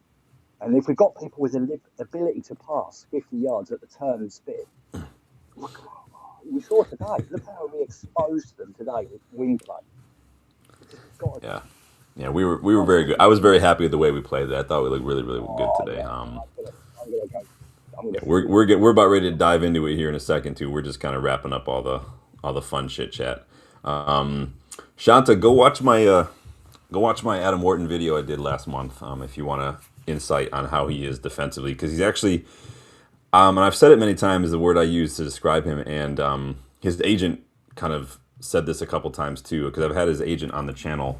If you guys look at the YouTube homepage, my interview with James Featherstone, who represents Adam Wharton, he's very economic with his challenges. He doesn't just go flying in. Because he can read the game well, and he doesn't go sliding in. He steps in, kind of like what Casemiro's done, where he just kind of steps in and just wins the ball. He's more of a screener. He's not gonna go hunt down. He's gonna kind of wait and then he's kind of screen the defense. But again, not saying you're wrong. I'm saying, go watch the video, because I break it all down for you guys. I put up the numbers and everything. I don't want to go through it all here. I'd rather have you go watch the video right now. But I don't think he's weak. I just don't think he's that kind of physical ball winner that some people maybe want in there. He is, to me, a Michael Carrick regen, Adam Wharton, with the way he plays, in my opinion. Yes. So absolutely, yeah. It's more elegance than aggression. Yeah, he can break up play, but he can also get that ball forward, and he's actually really good carrying the ball too. I've watched several of his matches where his dribbling is actually very good under pressure. I've seen him get through 2 or 3 players on his own and drive that ball 10 yards, 15 yards up the pitch. His intelligence creates space. Yeah. It's a very underutilized skill. You don't see too many midfielders nowadays. They're all about move quick. He's all about being 3 steps ahead of you, and I can still go a snail's pace, and it doesn't matter. Yeah, I like Adam Wharton a lot. You guys know that by now. I'm a big fan of Adam Wharton on the channel. It's not just because his agent's been on the channel. I'm not trying to suck up or anything. I just I really rate him, and so it's is what it is. I'm gonna go ahead and do a couple quick finagling things here, then we're gonna dive into these player ratings so we can start talking about this match here. Team selection. What did you guys make of team selection today? I thought it was strong selection from Michael Carrick today. Despite the dead rubber nature of the match, which, strong team selection, I was a little disappointed to see not many more youngsters kind of more involved. He did give 30 minutes to Lacey, fair number of minutes to Fletcher, I guess, but and I'll get your guys' thoughts in the chat here in a second, but I would have I would have preferred to see, instead of Malacia, I would have preferred to see Kukonki get 15 minutes or something. I would have preferred to see Cheeto come in over Joshua Zirkzee or something, if that makes sense. What were your thoughts on selection? What were your thoughts on the substitutions from Michael Carrick today? The selection, I thought, all in all, wasn't bad. I thought, like you said, I thought he went quite strong. I was very disappointed with what I see as a no point in playing Mount in there, who did turn in the first 10 minutes to start to prove me wrong, but later in the game I was proven right. I was exactly the same as you. I thought no point in Agate, no point in Xerxes, and no point in Mount. Just no point. Absolutely none. I'd rather 3 youth team players get the role, just simply for the experience. Some people were saying it and suggesting it in the chat that Malacia was there to say goodbye, Xerxes, and that's well then why didn't Agate get any time? Well, Malacia said goodbye last time out. He at Old Trafford. He got a plaque. He got photos. He said a little speech. That was his goodbye. That was his goodbye. I think Goodwill should have been on the bench personally, but that was the only thing I disagreed with Carrick today. Yeah. Everything else I thought he absolutely nailed. I don't know. We've said this before a couple times because a lot of the people, obviously we knew Casemiro wasn't going to play this one going in. Carrick said that. Mount, he's tried a couple times in that deeper role. Mount did have a decent game today numbers wise, but I just don't think that's his long-term spot in the squad. Me and Do Dylan were we? screaming at the same thing. Yeah. Was it a bit of maybe shop window for someone like Mount or Xerxes? Kind of a situation. Possibly. I think possibly. Me and Rob have been talking about this on WhatsApp for a couple of days now because Rob's like, "Oh, is the guy taking a play in it?" And I said I didn't think it would be worth playing them because what if they got injured? Well, that's done. That's the summer done. We're stuck with them again next year. I just wouldn't have risked it. If no one's buying them now, they're not buying them after today at one game. Yeah. So I didn't see the point. Mount, far enough. We're not getting rid of him this summer as much as we'd like to. He's got to be part of the rotation. And he wasn't awful, but he just doesn't do the job properly. And the thing I pointed out the other week, and me and Dylan were talking about it all the way through the game, and Sanchez as well, was every time Lemens looked to play the ball out, it's just Kobe standing there on his own, and Mount is up, standing, holding hands with Bruno on the halfway line. Yeah. You can't, you've got to be there. And he just wasn't. And yeah, I would have. I think maybe after Bruno got the record or whatever, and it was clear that this game was kind of done and dusted for all intents and purposes, I might have just did what we did last time Mount got played in the deeper role, is just switch him and Bruno, let Bruno kind of sit back and kind of dictate, let Mount kind of go where he goes and does best. Honestly, just kind of running around in the final third a little bit. But it is what it is. Yeah, I mean, he must be a banger in training or something because I just don't see oftentimes. But Brighton pressed us high, like I said they would in the match preview. They are one of the best teams in the league when it comes to winning the ball high up the pitch. They did have us looking shaky to start. We were playing, Lamens specifically was playing a lot of balls into touch under some pressure where they just. And I told you guys that we were going to do this quickly. We needed to figure out a way to get around that. And early on, it was a little concerning. What did you make of the way we kind of started and the way we kind of finished from overall tactics-wise? I mean, we kind of just started doing it, so. Yeah, I think we first sort of 10 minutes, it looked really sort of a bit shaky. We were misplacing things and we didn't look like we were aware of what we were doing, but all of a sudden it just seemed to click around the 23-25 minute mark. Yeah. And we just put the hammer back down. And as soon as we did what me and Dylan were saying in the chat, we dropped 2 yards further back and we stopped trying to over the top of their press. We just 3-balled their press instead. 1, 2, 3, and we were out every single time. I mean, they might as well have not had a left back. Because Callioglu was all the way up there, but whoever they played at left back, I don't even remember. Well, last time out, Kadiolu was playing like as a winger because Matoma was injured. Minta didn't even start today, and so I wonder if it was like almost like a wingback situation for them. I can't remember who his name was. Was it Gonzalez or Gomez? Something like that. There was not one of their more regular stars, but I don't think it mattered who it was. We were outing them. Oh, De Kuipers was left back, and Kadiolu was getting high up the pitch. Yeah, I think I was really impressed with the end of the first half. But the thing that impressed me over the whole game more than anything else, and we have been screaming it from the rooftops, is finish strong.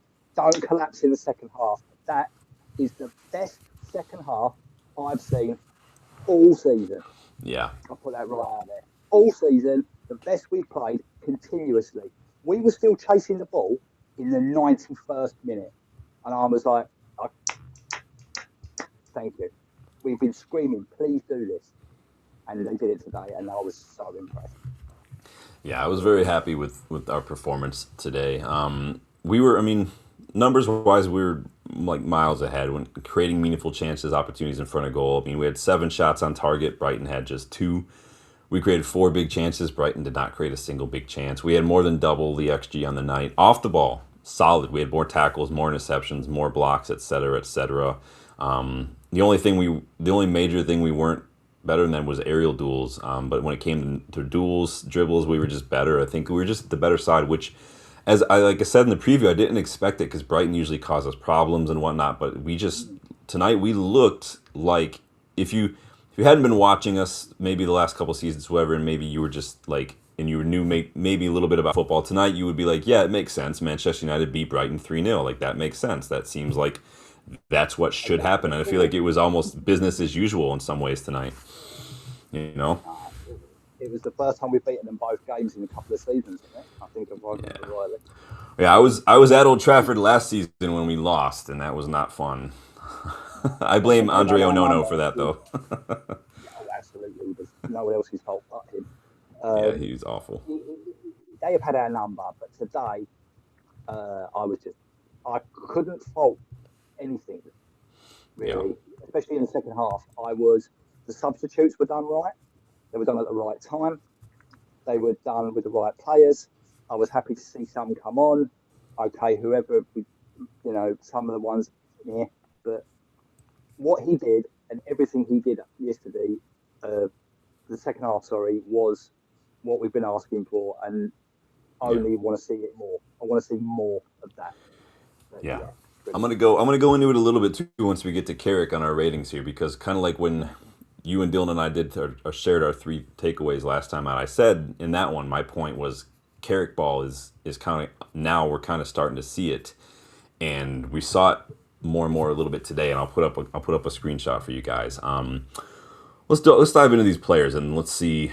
Like I said, I'm relying a lot on you today because like I said, I was about 75% watching it while being social and eating food. And again, it was just a crazy morning. But when we start with Big Senna, are you Schmeichel in the side? Because like I said, a couple of those shaky moments early on against the press, but besides that, didn't have much else to do. What would you guys remember? For our purposes, 5 is average. 5 is like didn't do anything wrong, didn't have to do a whole lot, just fine. What would you make of Sten Lamas today? I mean, clean sheet's always nice. You guys know I don't give keepers the full like credit for the clean sheet, but what would you rate him tonight? I thought he did his job, and Yep. that's we were just talking. You just mentioned his name. I won't say it. And he never did his job. I mean, it was like when he had Well, hands. we're losing your mic, Ian. Oh, sorry. Yeah, I mean, I think he did his job today because the goalie we had before didn't even have hands to do his job. Yeah. So um, he's he was brilliant at what he had to do today. He's kicking a little bit. He's going to have to work on it. He's a bit panicky, but he did what he always does. He had a little bit of a panic and he sorted it out and it didn't continue. Yeah. And he made a couple of good stops and he made one which seemed a bit innocuous. Very late on, that 80th minute, I think it was Rutter, hit one dead clean and real strong down the middle and just palmed it both fists out wide. Onana would have pushed that 4 yards out in front. And that's the difference between a goalkeeper Yeah. you can rely on, who does have nothing to do in the whole game, and that was his first big save in the 80th minute. And that's just the basics of goalkeeping. Like I said when I said that match against Brighton at Old Trafford last season that's the difference. Onana, we lost that match because Onana palms shots right back into the box. Right, and Yeah, we say that like Senna Laman's palms it to the side, like oh it's world class. That's what you're supposed to do. You yeah, dive and you push it to the side. You push it to the side. Like it's not that complicated, but he just does it and he does what it's like a defender who just clears the ball. Like they don't try to bring it down, they don't try to control it and turn and do fancy shit with it. Just get rid of it. I don't that's your first job. yeah. Go through that man, get that ball, and put the ball out. Nothing Yeah. else I care about. Yeah, Yeah. he did his job today, and I will give him. I'll give him a six, and I'm going to do a Danny B. I'm going to give him a 6.5. I can't quite give him a 7, but he deserves higher than a 6. So Yeah. that's mine. 6.5 is probably fair for Big Sen and Lamans. What about Luke Shaw? Started every single game for United this season. He's just the 5th United player to do so in the Premier League era. What He definitely what deserves that. what a season from Luke Shaw, by the way. But what do you make of him on the night? I thought he had some good challenges. I thought he had some good touches on the ball. What do you make of him I tonight? thought early on he actually started marauding up the pitch a bit Roberto Carlos. I'm like, and I was Yeah. saying in the chat, I was like, is that goal from last? Is that goal the other week? Put the Rockets back in those boots because he was just off down the line every time. Go, go, go. Um, yeah, I can't be happier enough to be proven wrong. John. That's Yeah. all I can say about it. Because a year ago, I was swearing at people who said he should play. I was screaming at you. I'd scream in your face, you're wrong. and I'm so happy that I was wrong. We do need another left back. Oh I'm yeah. not saying we don't. He has proven me 100% wrong this season, and I think he's the biggest admission from the England team that they will regret. So yeah, did his job, did everything well. Nothing spectacular. A six again for me today, above average. Yeah, no, he's. I thought Shaw was excellent. I think he's quietly been having just a very. It's like he's turned from like a just a kind of a player to a bit of a just you've seen I've seen him just kind of reach a level of experience this season just in the way he's playing. He just seems to just do the simple things and he's used his experience to kind of make those challenges. Seems to know when to He's step been up. amazing. Yeah, he's just been very good this season. I'm very happy with his performances this season. He deserves every bit of praise that anybody gives him this season. Again, like you're saying, we can't. He can't be the starting left back. I think all the time. There's one match a week probably helped a lot for him, but I probably go hard on the left back this summer as well, and have Shaw playing when that left back is not kind of up for it. So keep an eye out next week for a rebuild video if you guys want some ideas on who I'd Yeah. like to think. But yeah, six is probably fine. Licha, Ah, um, very, very good today. Um, you guys will all know for the last couple of weeks I haven't been a massive fan of him taking Heaven's place because, and the reasons I've given, but I won't go again. But it's today we saw Martinez, I think, at almost his best. He was snapping into tackles, barging men out of the way, pinging 30-yard balls, sliding, winning everywhere. He was getting angry every time we weren't getting the ball. And him and Maguire really seriously looked like a proper decent partnership again. And I was just impressed with everything he did today. So he'll get a seven from me today because I thought he was that good. yeah, I think I think he's obviously he's one of he's a great defender. I think like a lot of the back line, I think that early high press from Brighton kind of threw us all for a loop a little bit towards the back. I don't know why. I literally spoke about it in my preview. It doesn't take much time on the internet to figure out what Brighton are going to do, how they're going to play.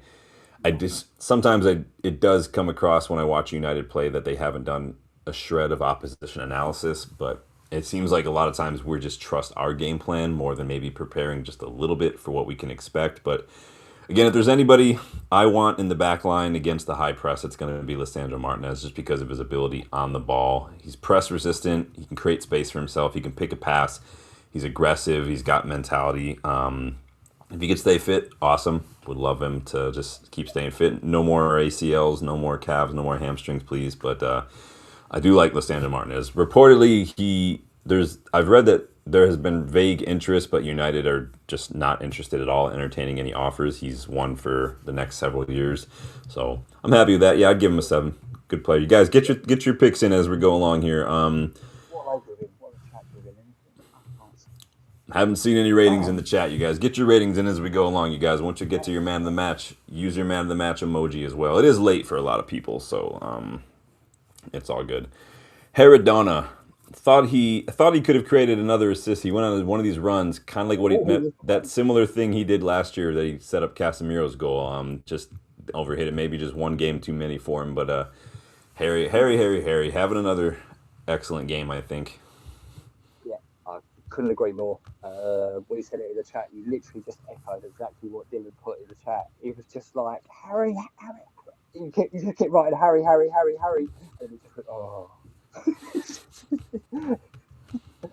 But I think he signified again today a very strong defensive showing from us. The first 10 minutes were shaky, and then we realised what was shaky and we changed it. Yeah. And I think he was again a big part of that. He was doing his job today. He was keeping track of it. He didn't give Danny Welbeck a sniff. And yeah, again, Yeah. probably a six for me. But good, above average. Yeah, I almost forgot Danny Welbeck was on the pitch. I'm gonna be honest with you. I don't recall Welbeck doing a whole lot, and he was the one I was most worried about going into this match because he always seems so. It's Michael Carrick has that for him too. He broke the Danny Welbeck hoodoo. He did. you might not have noticed it because you weren't paying as much attention. Someone in the chat will call me on it if I've been wrong. But what I noticed very early on was almost like we didn't do any rehearsal of what Brighton were going to do, but they didn't do any of us either. Because they kept getting the ball out. Van Hecke kept playing these 40-yard passes, curling down the line. There was no Minter to run onto it. Yeah. And Welbeck and, what was his name? Cypher, I always call him. I can't pronounce his name. Is it Schaefer or Cypher? I can't pronounce it. They just weren't linking anything together.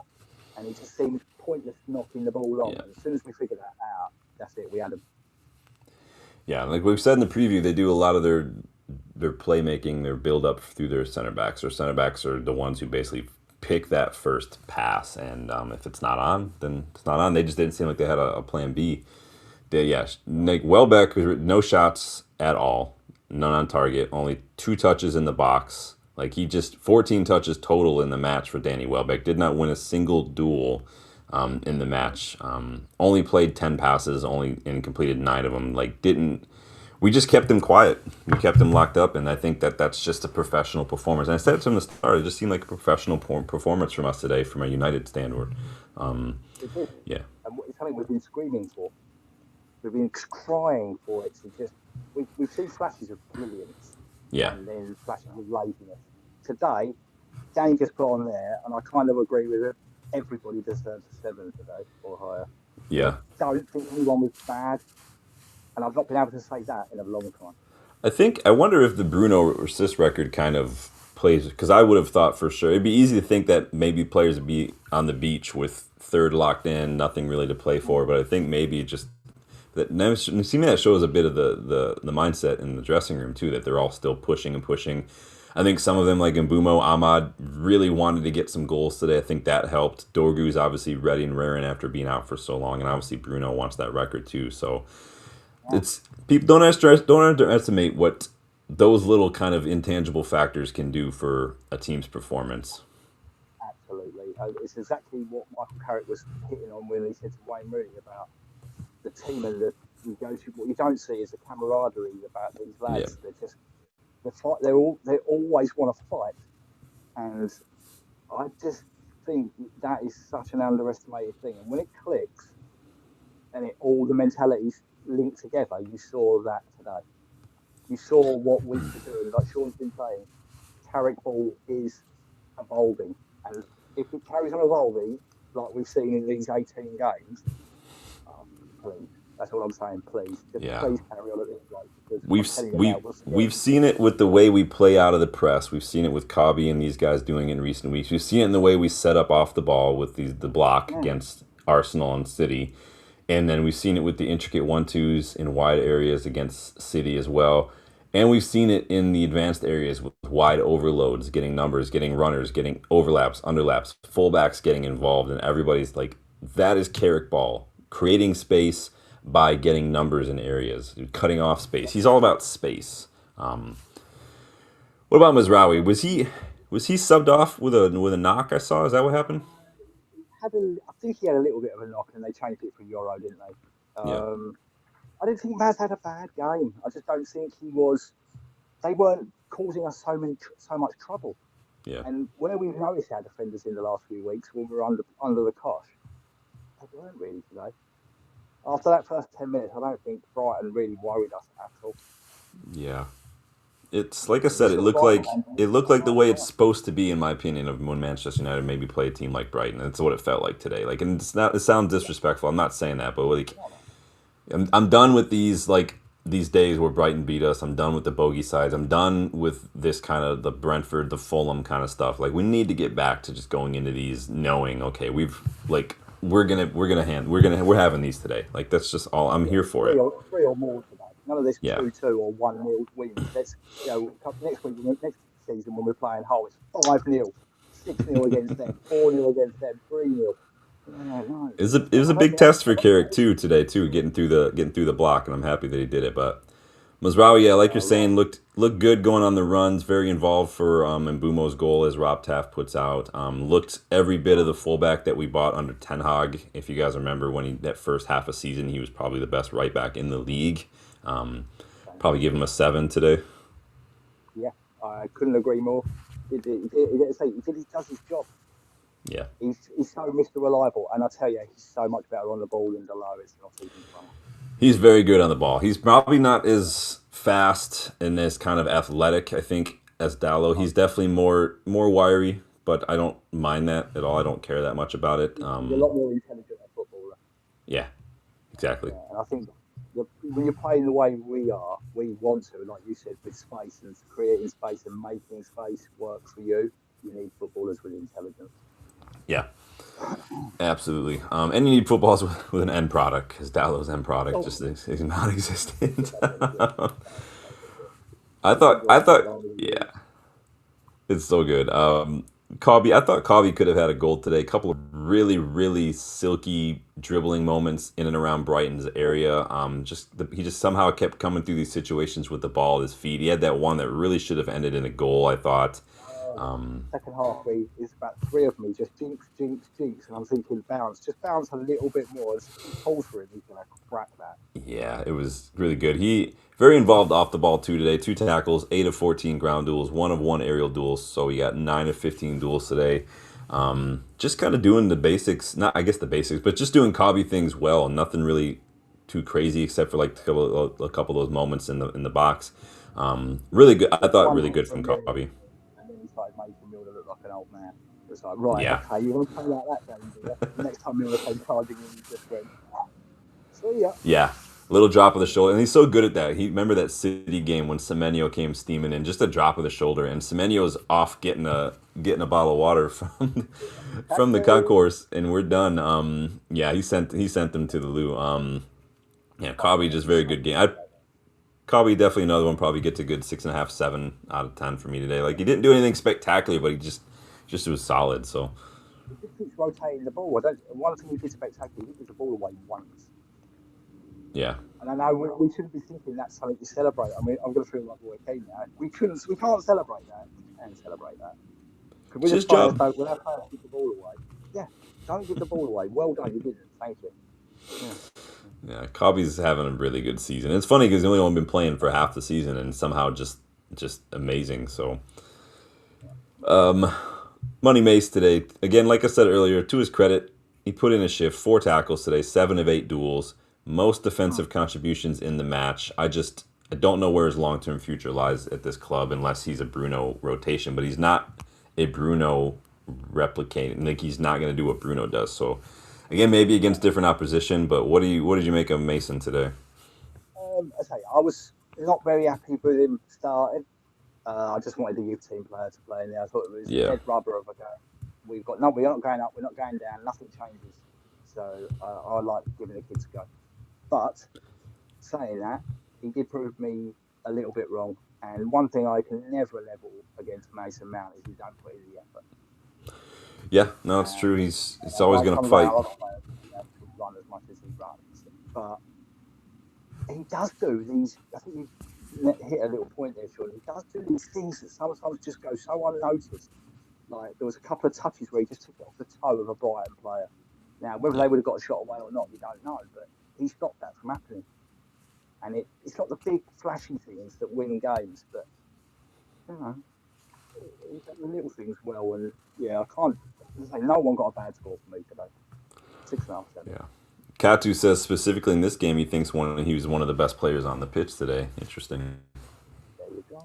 See, it's perspective, isn't it, Sean? We always say it. It's perspective on what people see. But if you were looking for energy in the midfield today, and you were looking for someone to progress the ball when he could, to cover the runs, and to generally help, yeah, he did everything today. But I think he's a better, more advanced. I think he's better where Bruno is than in the 6. I think he's about 8. Yeah, maybe if we play him as like a Gibbs White type or something like that, where he's just gonna get a bit of a free roam to kind of get involved in that final third, win the ball, maybe find a teammate. He was kind of playing himself off that wing coming in. But, If we could maybe, this depends if he could stay fit, but at this point, yeah. At this point, it's almost no point in getting rid of him. He is what he is at this point, but it's unfortunate. The whole transfer, if you put aside the transfer of it and just look at him as the player, you know, he is a squad option. He is a rotation option at best. So Definitely, definitely. record-breaking night for our Magnifico. Not only did he bring his assist tally to 21 to break the single season record, but he also picked up a goal in a man of the match performance for Bruno. He gets one of these.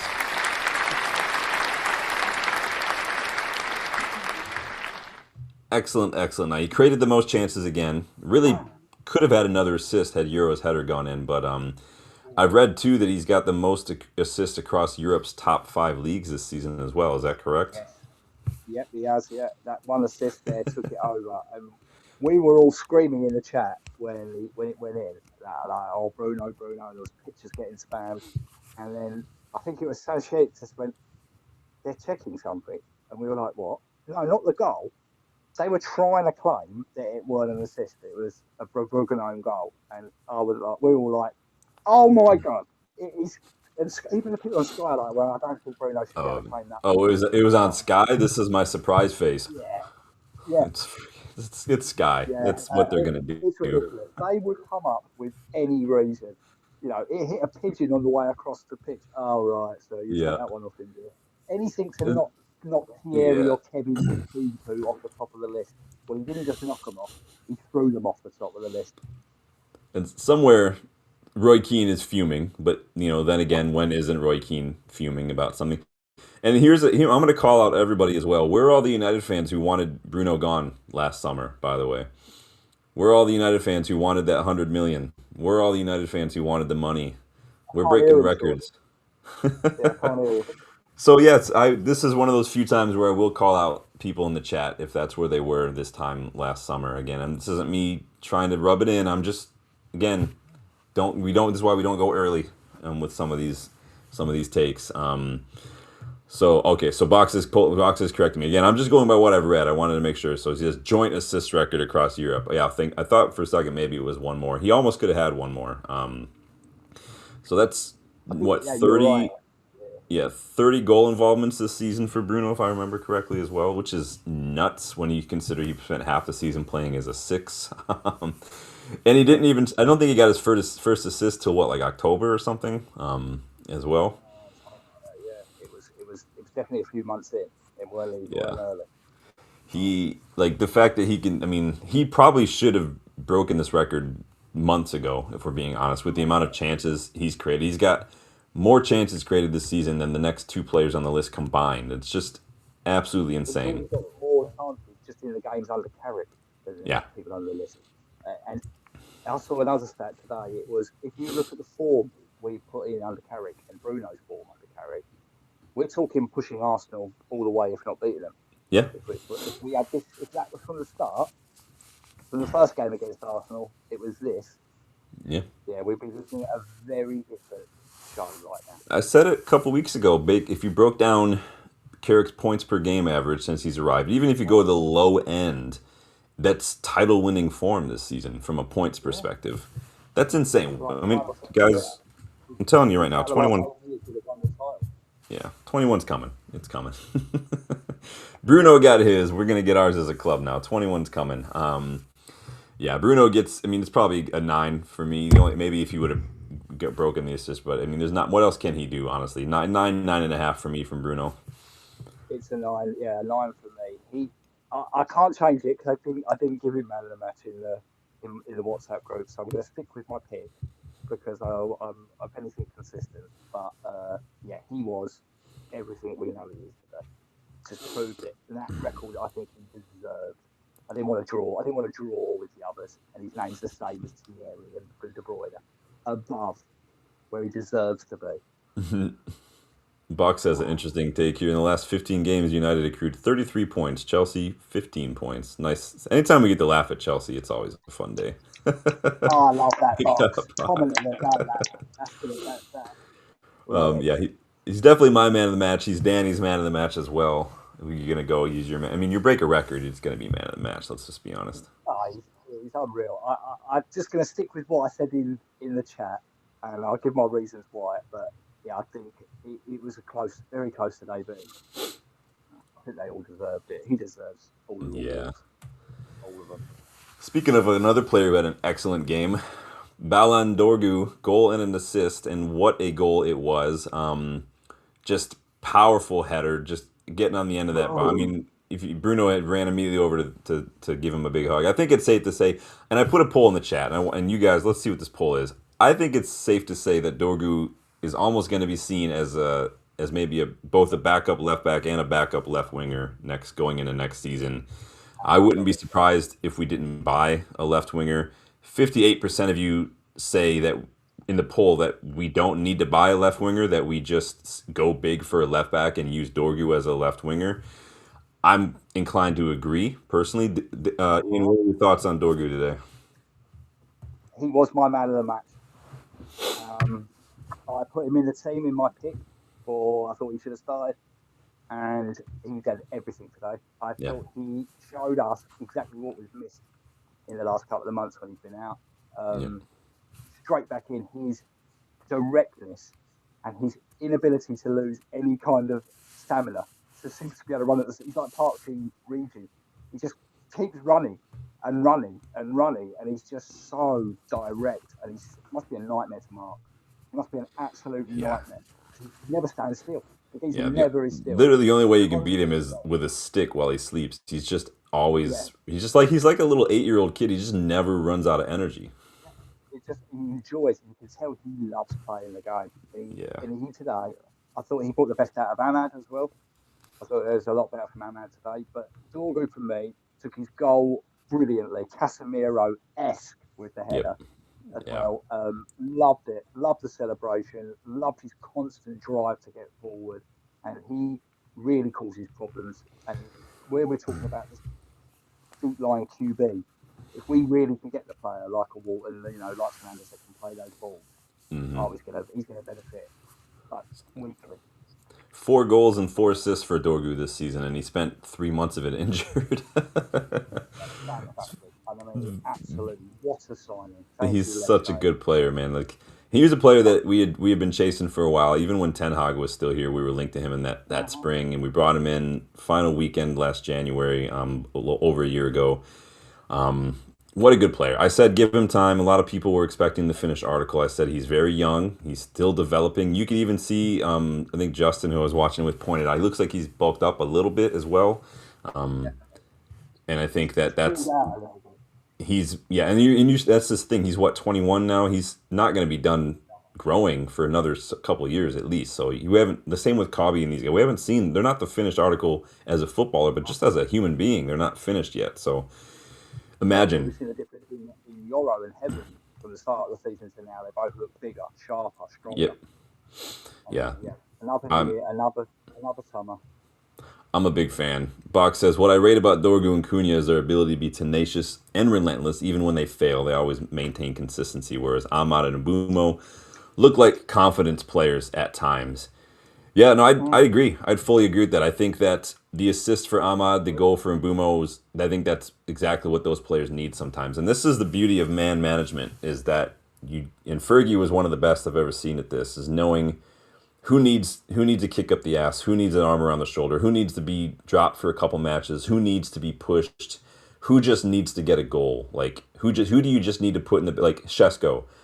Bringing on Shesko as a sub, late on as a young striker, he got so many goals. Shesko has earned us, I think, like 14, 15 points alone this season with his goals.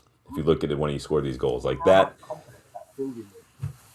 Yeah, and that's man management. It's managing minutes, it's managing personalities, it's managing confidence as well. You have to have a little bit of psychology with as being a football manager. I think Fergus hasn't even said it. Like it's like psychology sometimes managing. It's insane. Dorgu. Yeah, Dorgu gets another 9 for me. I think it was one of probably his best match I've seen in a United shirt, aside from like Arsenal maybe. What a good match. 9.5 for me, just. Yeah. And it's, I don't know, I feel Bruno's had enough awards this week. Speaking of Ahmad, got an assist. He needed that, I think, a little bit substandard season by his standards, I think. I think it's faces. That's not me saying he's a bad player. It's just by his standards, not his best season. Did get the most touches in the box today out of all the players. I thought his cutbacks some of it, he holds on to the ball still a little too long for me sometimes. Needs to just pick that pass a little bit earlier, maybe just a touch or two earlier. But I'm not as concerned about Ahmad moving forward as a lot of United fans seem to be. I think, again, I've said it many times, obviously you're going to see a dip when you go from starting every single match in a system that uses a right wing back and a right midfield versus now you're rotating, so your minutes are now split.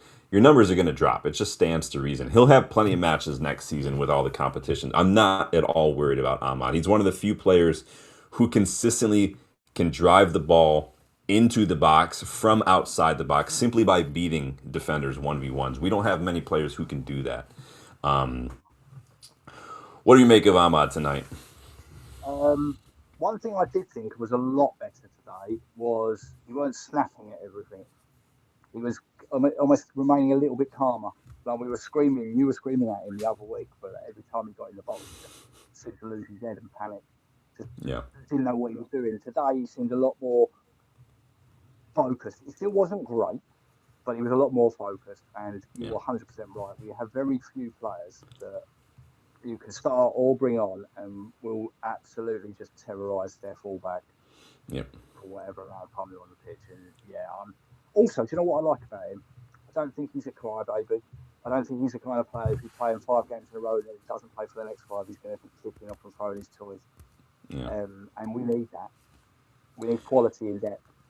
Yeah, I think he does something that maybe Mbeumo can't. Like I said, maybe beating players 1v1 in tight spaces. I think that he's one of the few that can do that. And so again, it's like you're saying earlier, different players for different situations. If you're going to be up against a little bit of a low block, you want someone who's maybe doesn't need as much space to work with, kind of a thing. I think, like you said earlier, if you get Wharton and you play Mbeumo when you come up against a side who plays a high line, like we're going to be getting goals on goals on goals. You'll see 2 touches, one from the goalkeeper, one from Wharton, and the next one will be the other goalkeeper picking it out of the net. I thought it was good from Ahmad. Like you're saying, he stuck to his guns today. He just kept going, even when it wasn't maybe coming off. He just didn't let himself get down like he did in the last couple of weeks. I'd probably give him a good 7. Yeah, I'd say a 7. It's definitely an improvement, and that's all I can ask for. Yeah. Oh, stop the presses. We have a super chat here from Touchline. Ashabal says, "Great job. Hoping to join your live soon. Upcoming." Now, remember, Legends members do get the option to join in the weekly. Well, it used to be weekly. It's busy end of the seasons. Legends get to join in the Kickabout show if they choose. There's a link to this live stream in the members only. There's a special Legends only post that has that link, so you can go ahead and click on that if you are Legends members. So big up Touchline. You're gonna get one of these. We do appreciate all the support. Absolute legend, Touchline. Appreciate that, man. Cool name, too. Big up. Rob always... It's so nice to think about new names. I love it when it's new names. I love seeing the channel grow. I love seeing everybody get in. I love it. I love it. I love it. You guys are legends. Appreciate it. Big up, Rob. Good to see you again, my friend. Speaking of Mbeumo, I love that. 2 goals in his last 2 matches. Brings his goal tally to 10 goals and 3 assists this season. Again, below what he put out at Brentford, but it is United. What's that? Might be wrong. I thought it was 11. It's in all comps. It is. I'm just going by the. We all want to forget the domestic cups. This is a black stain. So again, 10 goals, 3 assists in the league. Sorry. Which still double digits, right? And 2-2 is not bad, I think, after the bit of a rough patch he was hitting where he looked like he was getting frustrated. Played as a 9 tonight again. And just, again, these last couple goals he's had have come from him just being where you want a striker to be in those moments. Get in the box, be patient, and the ball will come to you. And that's what he did the last time out he scored, and that's what he did tonight as well. And I think that, he's not a 9, obviously, but that's what I want to see, because we lose that a bit when Šeško's not on the pitch, and it's good to see Mbeumo realizing, okay, just get in the box, it'll find me. What did you make of the beard tonight? Exactly what pretty much you just said. I'm really impressed that he took it upon himself to relentlessly try today, like he did last week. And although he's not a number 9, and he is isn't anywhere near the same as Sesko's output when he comes up front. I like the fact he doesn't stop, he doesn't give up. And with a striker, 9 times out of 10, you've got to be in the right spot. It's not about ability; it's about being in the right place at the Yeah. right time. And it can come in off any one of you, any part of your body. But today he's brilliant finish. Didn't think about it, didn't worry, just let it roll across his body, didn't snap it right footed, rolled across, slam it in after probably one of the best moves of the entire game. That was Oh, it was brilliant. parties. And It was brilliant.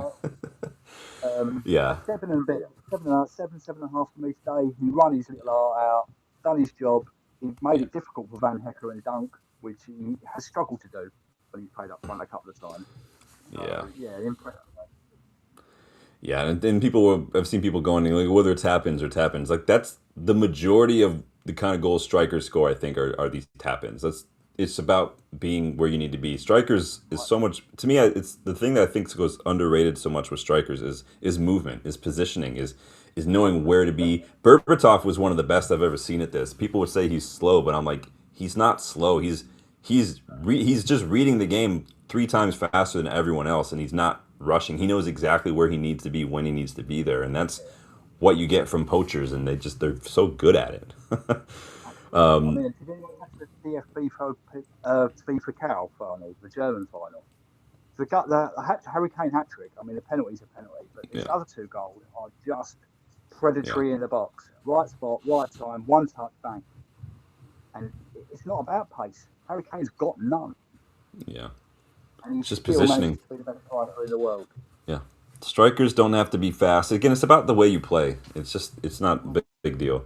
Touchline, yeah, it's 10 in the league. It's 11, I think, in all comps, if I remember correctly. So. Yeah, you're right. Katu, remember we finished second under Ollie, I believe. Katu, if I remember correctly. So it's getting there. Oh, we did under Jose too, yeah. Except we were like 16 points off or whatever, so it doesn't really make a big deal. But Karras, I mean, let it ride, man. 39 points since he came in, more than any other manager in the league in that time. I said last time out, and we've talked about it a couple times, Carrick ball was fully on show. We did it again with some wide overloads in this opposition box. This ball comes in, Ahmad's going to get it. It's going to drop back to Mount. Mount's going to find Ahmad again, and Ahmad's just going to flash this across the face of goal to find Mbumo at that back post. It was one of the best team goals I've seen us score this year. It didn't need to be simple. And it wasn't on a counterattack again. Some people think, oh, we just play counterattack under Carrick. It was not a counterattack. This is Carrick ball. This is what I've been trying to tell people. Wide overload numbers, intricate triangles, create space by just moving the ball and taking up different areas.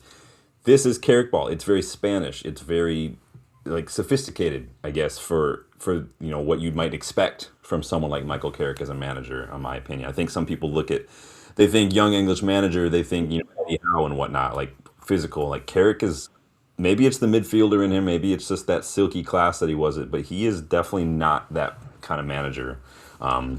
This led to that 1-2 with Mount for Ahmad. What did you make of Carrick today as tactics, as team selection, as just everything. I thought he did everything right. I say my only criticism was at the beginning before kickoff that he didn't give a few more of the kids on the bench. But that is what it is, and that's just a personal criticism. But I thought he got everything right today. I thought Carrick ball, like you're saying. There was another opportunity just before that. I don't know if you remember it. It was the same pass, same scenario. Kobe rotated it out. Ahmad went in. Mount went round the outside. Ahmad played the reverse ball, and Mount flashed it across the box, but there was no one there. It was virtually the same move. We done it 5 minutes before that, and there was no one there that time. We done it 5 minutes later, and Mbumu's tapping the ball in, and you could see the ball every time we rotated the ball from Kobe or Bruno in the middle. 1, 2, 3, 4, 5 options all started moving, and we've lacked that so many times this season until now, and I just can't wait to see it progress. Yeah, I think we're gonna cook next season. I'm not trying to go early and saying that I think we'll definitely pull in at least one domestic cup for sure. I think I think we'll definitely be on a good run because and this is what we're doing in a season where we had to sack Amorim, these same players who got 15th, and Michael Carrick came in mid-season, and people will say, well, we didn't have Champions League. All we can do is play what we have on the pitch. It just is what it is. And it's not about not having Champions League. Let's look at the way we're playing. We'd probably play the same way regardless. It doesn't really it doesn't really make a difference to me. You almost say yeah, I think we would too. It doesn't matter. We'd still do that. So I don't. Carrick gets a 7 for me tonight. Maybe an Yeah, I 8, think so. Maybe an but 8, actually, yeah. but I think for me it's the youngsters things. It's the Xerxes. It's the Malacia thing that I was really disappointed in that starting 11 and the bench having just 2 youngsters on it. I was like, this, come on, dude. This is about as dead rubber as dead rubber gets in terms of It's not like like things. they played yesterday either, was it? You know, I can't say if the youngsters played 24 hours before or something, but no, Yeah. I completely agree with you. Honestly, I would have. only It Xerxes. would have been Cheeto. It would have been Thwaites for Mount. It would have been Cheeto for instead of Xerxes, and it definitely would have been Kakonki instead of Malacia for me as well. But 100%. That was exactly who I would have picked. Exactly. but it is what it is. But Carrick, I'm very happy with what I've seen from us today. I'm very happy with what I've seen in the last few matches. I think that Carrick is definitely cooking something. What happened in the other matches today, you guys? Make sure you've liked, make sure you subscribe to the channel, you guys, if you are new. Scousers drew, but did manage to hold on to their 5th place spot, so can't laugh too much at them. But some send-offs for guys like Robertson and whatnot today, and Mo Salah. Salah got This is it, right? that's what I meant to talk about. Who does anybody else just? I don't even know what the word is for it. That Mo Salah started today after what happened the last week. Like, what? Disbelief. Yeah, I mean, I don't understand. I think Slot has been overruled by the Yeah, Liverpool hierarchy and he's got to play him. As yeah. simple as. As simple as he was. I didn't watch a lot of it, but I got people telling me as we're going along, and it kept popping up on my phone. He was skying shots from everywhere. You think he was trying to kick a Super Bowl field goal? And this is what happens when players like Salah, when they leave, is they automatically will start so that they will get subbed off, so they'll get an ovation. The same with Casemiro. You And that's why they do it. They do it just so they'll get an ovation and an applause, so they can. And again, I fully agree that Arne Slot's been overruled. If that club were run properly at this point, if Arne Slot had any bollocks, if he had any real power, Salah would have been on the bench, and he let him get clapped on when he comes off the bench. But don't, like, you can't start it. Like, that just shows you that you're not in charge. Like, as a manager, he's absolutely not in charge.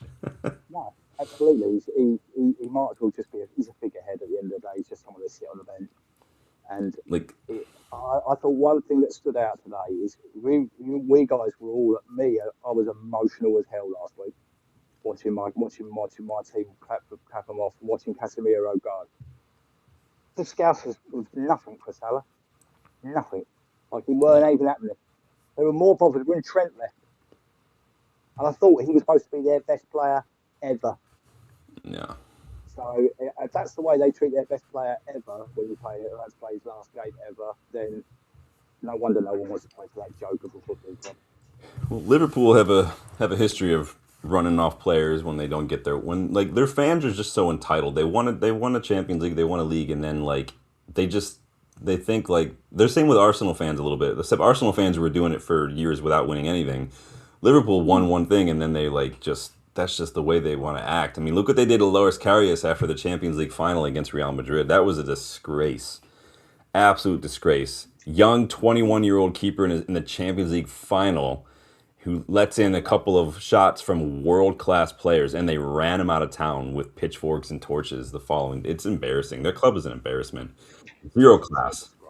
Absolutely Right, zero no, class. I'm fighting the urge next time I go to Manchester to not see if there's a United match at Liverpool. Maybe I can cop a train to Anfield and just go full kit wanker and see how long it takes before I get stabbed. But yeah, I would only advise against it for the sheer fact of, one, your own personal safety, and two, you'll never wash the smell off. oh, gross. You Smells. won't. I promise you now, you won't. If anyone who's ever been there from the UK, been to Liverpool, it's no different to any anywhere else, and I mean anywhere else, anywhere. Smells like Don't go there. incest. It smells like incest and You'll feel sweat from Arne safe. Slot's head. So yeah, that club's a joke. City lost 2-1 to Aston Villa in Pep's final game. Well done, Iriola. Well done. I know, Emery. Villa, Emery, yeah, well done. Honestly, Told you guys, when they Emery's believe, that goal from Ollie Watkins was a thing of beauty. By the way, I don't know if you guys saw it. Just dialing back the years and just he looked like Martial with the way he scored that goal and he dribbled through that defense. It was embarrassing. I told you guys, City's defense is not good. They're not. it's only going to get worse now because they're about to employ a big tech version of their manager. Yeah, they literally bought Timu Pep, so they don't have to change any of their photos on their website. He looks just like him. It's embarrassing. Here's a question: how long do you think Maresca lasts the year? No. I don't think Maresca lasts 10 games. I'll tell you that. I don't think he lasts 10 games. I think Maresca gets sacked and they'll bring in someone like Nagelsmann or something, and that'll be that. Yeah, Tuchel or something else terrible. Ugh, Tuchel, yeah. The other thing is what we've none of us know is he might last forever because he'll be the only manager stupid enough to stay after that club gets relegated into existence. Yeah. We'll see what happens, man. I read today that Erling... Less than a week before we get to know. They didn't even start a whole lot of their star players. I did see Nico Riley got Young Player of the Season this season as well, which is probably deserved. I think he's been excellent. He's probably, like, in my opinion, he's been for me the best left back in the league this season. I think Lewis Hall is right up there with a shout as well. I think Nico Riley's been just fantastic. He has been probably one of their better successes. It's been a while since they've had a youth team success, isn't it? So. Yeah. So I read it earlier today that Erling Haaland doesn't have a buyout clause, doesn't have a release clause, but he does have a clause in his contract where if City do get any sort of sporting sanctions that he can get out of there. So that could be interesting. That could be really interesting. I wonder why that was written in, eh? I wonder why that was written in. Yeah, sometimes it's not about looking at the City charges head on. Sometimes you got to look at what's going on around all of it. Don't look here, look over here. So you got to be a little sleight of hand with City. But yeah, Pep just again I think he's leaving because he doesn't want to have to lose to Carrick anymore. But hey, it is what it is. He's not leaving because they lied to him like he's making out. Yeah, if you knew something was happening. Sunderland beat Chelsea 2-1, which sees Chelsea miss out on Europe altogether, which we can all take a moment to laugh at that because that's just hilarious. I'm telling you, the world champions. I'm telling you right now, Chelsea could, I would not be surprised to see talks of administration being coming up in the next year or so. They can't afford to not be in Europe. They can't afford it. They have nothing else to sell to themselves. They've reached in the 3 years since Blueco took over, they've amassed as much debt as the Glazers have in over 24 years. 1 point some odd billion in debt for that club, and they're not in Europe now. They can't sell anybody for a whole lot. They're not going to make anybody back on Mudryk or everything. Like that club is completely done. They're done. All these long contracts, they thought they were being clever, getting around the financial fair play rules. And I wouldn't be for like trafficking, Now, if they can keep hold of their players, I wouldn't be shocked to see them make a big, strong push. Because with one competition really to play for, Xabi Alonso, we saw what he did with Leverkusen. It's not out of the realm possibility. I'd be surprised if they didn't go into administration or something. Well, they should. They should be. But what they've done is just as bad as City, if not a little bit worse. It's been here. Big up Mark from United Lens. Welcome, man. Y'all go check out United Lens when you get a second. Mark's doing his thing, man. He is pushing hard. We want to get him as many subs as we can, doing the Lord's work out here. We love having a nice, big United community. We have a little bit of a tight-knit community. It's like Mark at United Lands, it's Jarvis and Stu at Tactical Devils, it's Rich as well, United TV, and then like my channel. We've got like a nice little camaraderie going on, so I'm happy with that. But yeah, I've never looked at it as like competition, right? I just look at it as like, let's just get more United content out here and more people talking about the club. I love that, Danny. Bonnie Blue coat. Dude, Bonnie, oh, geez. You guys are funny. You guys are hilarious. Danny's on one tonight, man. Danny's Danny absolutely on can't do one that. tonight. I I'm can't not do even gonna put that up because I don't want to get demonetized. But it. Yeah, um, that. but hey, Club World Cup champions, world champions, right? So go Chelsea. You seen the size of the Club World Cup badge on their shirt? By the way, it is bigger than their club badge. It's embarrassing. Their club is an embarrassment. Yeah, Absolutely they are. embarrassing. I can't even afford to keep the lights on at Stamford Bridge anymore. Yeah. Shut up. As it stands, Bournemouth, Sunderland, and Brighton would all be playing European football. I think Brighton still need to qualify, but they're all in Europe. So I told you guys again. This is not disrespectful. It's just pointing out the facts that I told you guys. It's not a strong league this season. So any Arsenal fans who want to tell you, it's a strong league, it's a strong league. No, it's not a strong league. It's not a Yeah, strong league at all. yeah. Traded to you at the end, didn't they? Yeah. Spurs beat Everton, and despite West Ham's 3-0 victory over Leeds, the Hammers have dropped. Relegation show on Wednesday. Don't forget the kickabout. Ian, Dylan, and myself will be selecting one player from each three relegated side that we would bring to United, and we will plead our case and let you guys decide what goes on. So keep a lookout for that one as well. And it is official. Coventry and Ipswich will be joined by Hull City in the Premier League next season. After Hull left it very, very, very late in a 1-0 victory over Middlesbrough yesterday, courtesy of a stoppage time goal from Ollie McBurney. I told you guys about Ollie McBurney. I mentioned him in the past that he's a decent backup striker. He's going to annoy some players next year. He is. Yeah. Big one. Old school striker, Ollie McBurney. I like him. For all the Hayden Hackney fans, maybe this is finally the summer that he moves. Now that Middlesbrough just missed out again, so it's not easy to get promoted to the Premier League. It is very, very difficult. It's a longer season. You got to go through a playoff route again on top of the regular. It's like 45 games. If you get to the playoff final, it's nuts. So yeah, are we worried about any of these teams? Coventry, Ipswich, Hull. Are we worried? Anybody? Frankly, no. I mean, I think honestly, they should just be three lots of fodder, like you said earlier. We're done with this. Can we beat Fulham today? We're going to draw with Brentford. We're just about scrape a win at Sunderland. If we don't absolutely slap the life out of all three of them, I'll be amazed. Yeah, they should be points fodder for us at this point. That's what they should be. That's just how it is. So, I'm not being mean. I don't think any of them look that good. Yeah.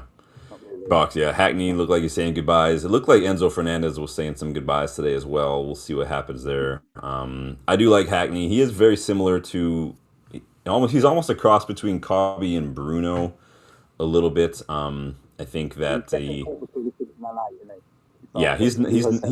he's not a 6. He doesn't sit deep. He definitely wants to get it up the pitch. He wants to receive the ball in advanced positions and kind of turn and kind of create a little bit. He's almost, if Bruno played as an 8, that's kind of what I'd see Hayden Hackney playing as, that kind of player. I'll swap Mount to Hackney in a heartbeat. Yeah, I like Hackney a lot. We got a big deal here. Touchline coming in as again with an absolute legend with another super chat. Big up Touchline. Boom. Oh, we'll give you one of these first and I'll read it out.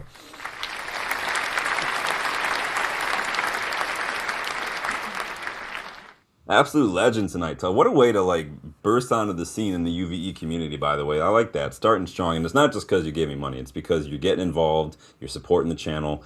Says, I just started watching as well. Hoping that I found a nice community here. Like I said initially, hoping to join one of your lives so soon. You both spitting facts. Well, I appreciate that. Again, I never look at myself as an expert. I don't know. I can't speak for Ian or Dylan, but I'm just a guy with a ring light who loves United and probably watches and reads too much about football than any normal human being should. But you got Touchline. Leave your channel name in the chat, man. Is it that channel? Put it in the chat, man. We'll put it up there for you. I'll pin it if you put it in the chat, and we'll go ahead and shoot everyone. But you're the top man, legend, like Danny says. I appreciate that.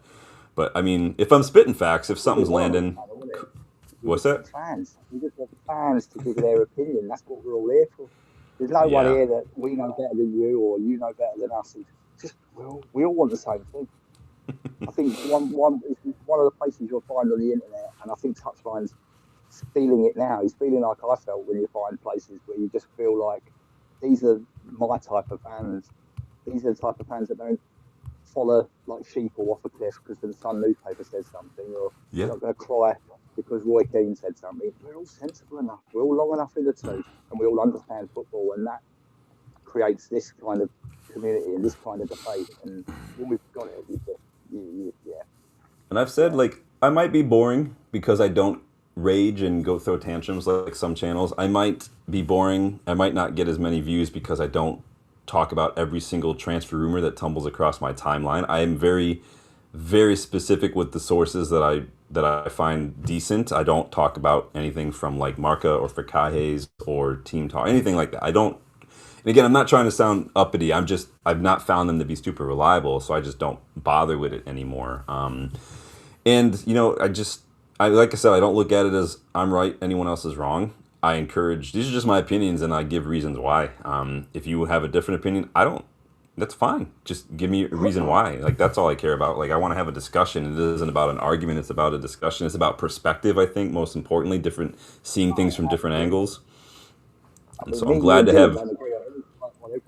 There's no, that's I just know. the way it I is. love You I know, love having more that's people it. on it. Yeah, it's good to have different perspectives, man. I've learned some things. I've And gotten new perspectives, new kind of open mindedness with a lot of different things as well. So I mean, I appreciate it. I learn just as much from you all as I do from just reading and stuff. So I appreciate everybody. So absolutely.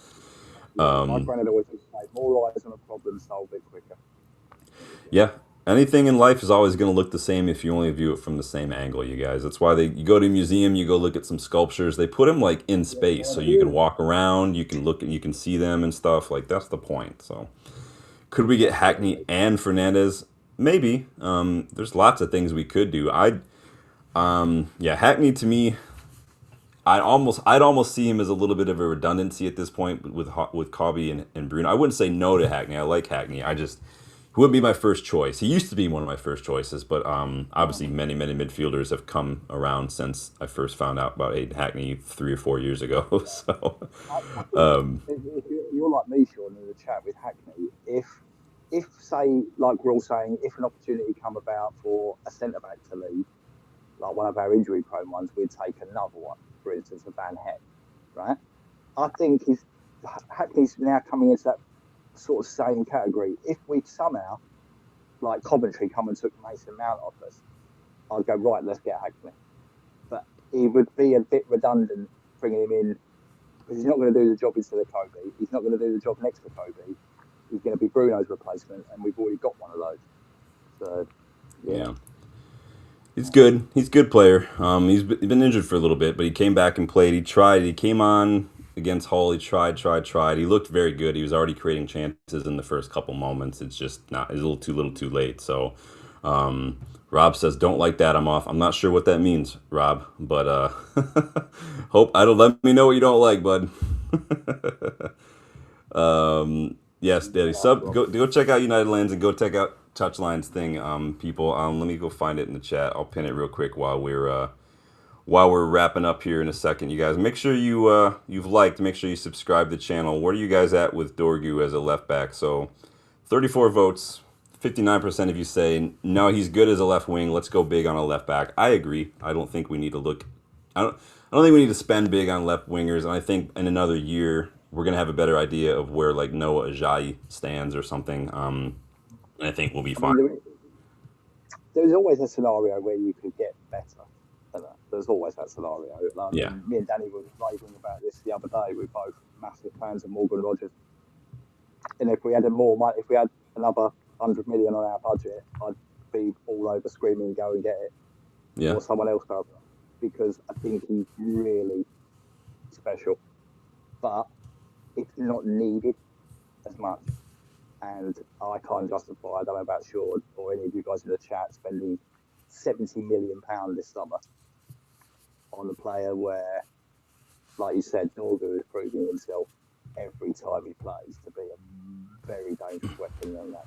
So, yeah, Yeah, he's looked better and better. And this is the thing about Dogo. He's versatile. He can play both wings. He can play both fullback positions as well. And so it's going to be very, very helpful for us. If injuries come up, if we need some rotation, I think that's going to be key. I definitely don't think we're in a place to spend that much. That's why I was never really interested in Diamande. And that's not ever been me saying he's not a good player. He's just not anywhere up there for priorities right now, unfortunately. So we're not in a place. Liverpool are going to need some wingers. Arsenal will probably be looking at maybe left-sided wingers as well. So other clubs are at a place in their project that is the big player that they need. We are just not there right now. We need midfielders for sure, and probably a big left back, and I'd take a big striker as well.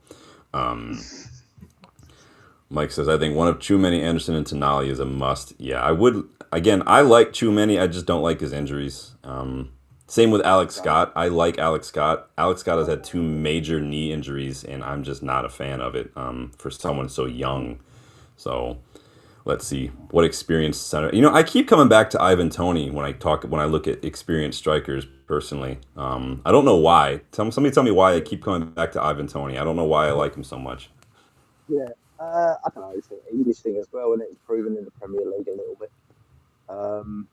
I do think he was a slightly different option, but for me, I want a striker that's totally different to what at Sesco.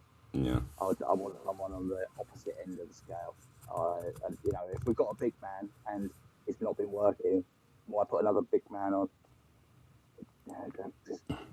No, not for me. Not for me. But I'll tell you one, my brother gave me a name. I'm not sure if he's still playing in Saudi, but it's Benzema doing. Because I've always rated Benzema, always. Yeah, I like Benzema a lot. When he was younger too, his footwork was just impeccable. It was amazing. He was reminding me of like Zlatan when he was still playing in like Ajax and whatnot. Like you're huge, you're a big striker, but your footwork, your close control is just how do you do that? It's like Xerxes even sometimes. Xerxes. Yeah, I did. It's boxes. I like betting players. Is he still in Saudi? Tony? Benzema. Oh. No, Benzema. Benzema? I don't know. I don't follow the Saudi league to be honest with you because it's the Saudi league.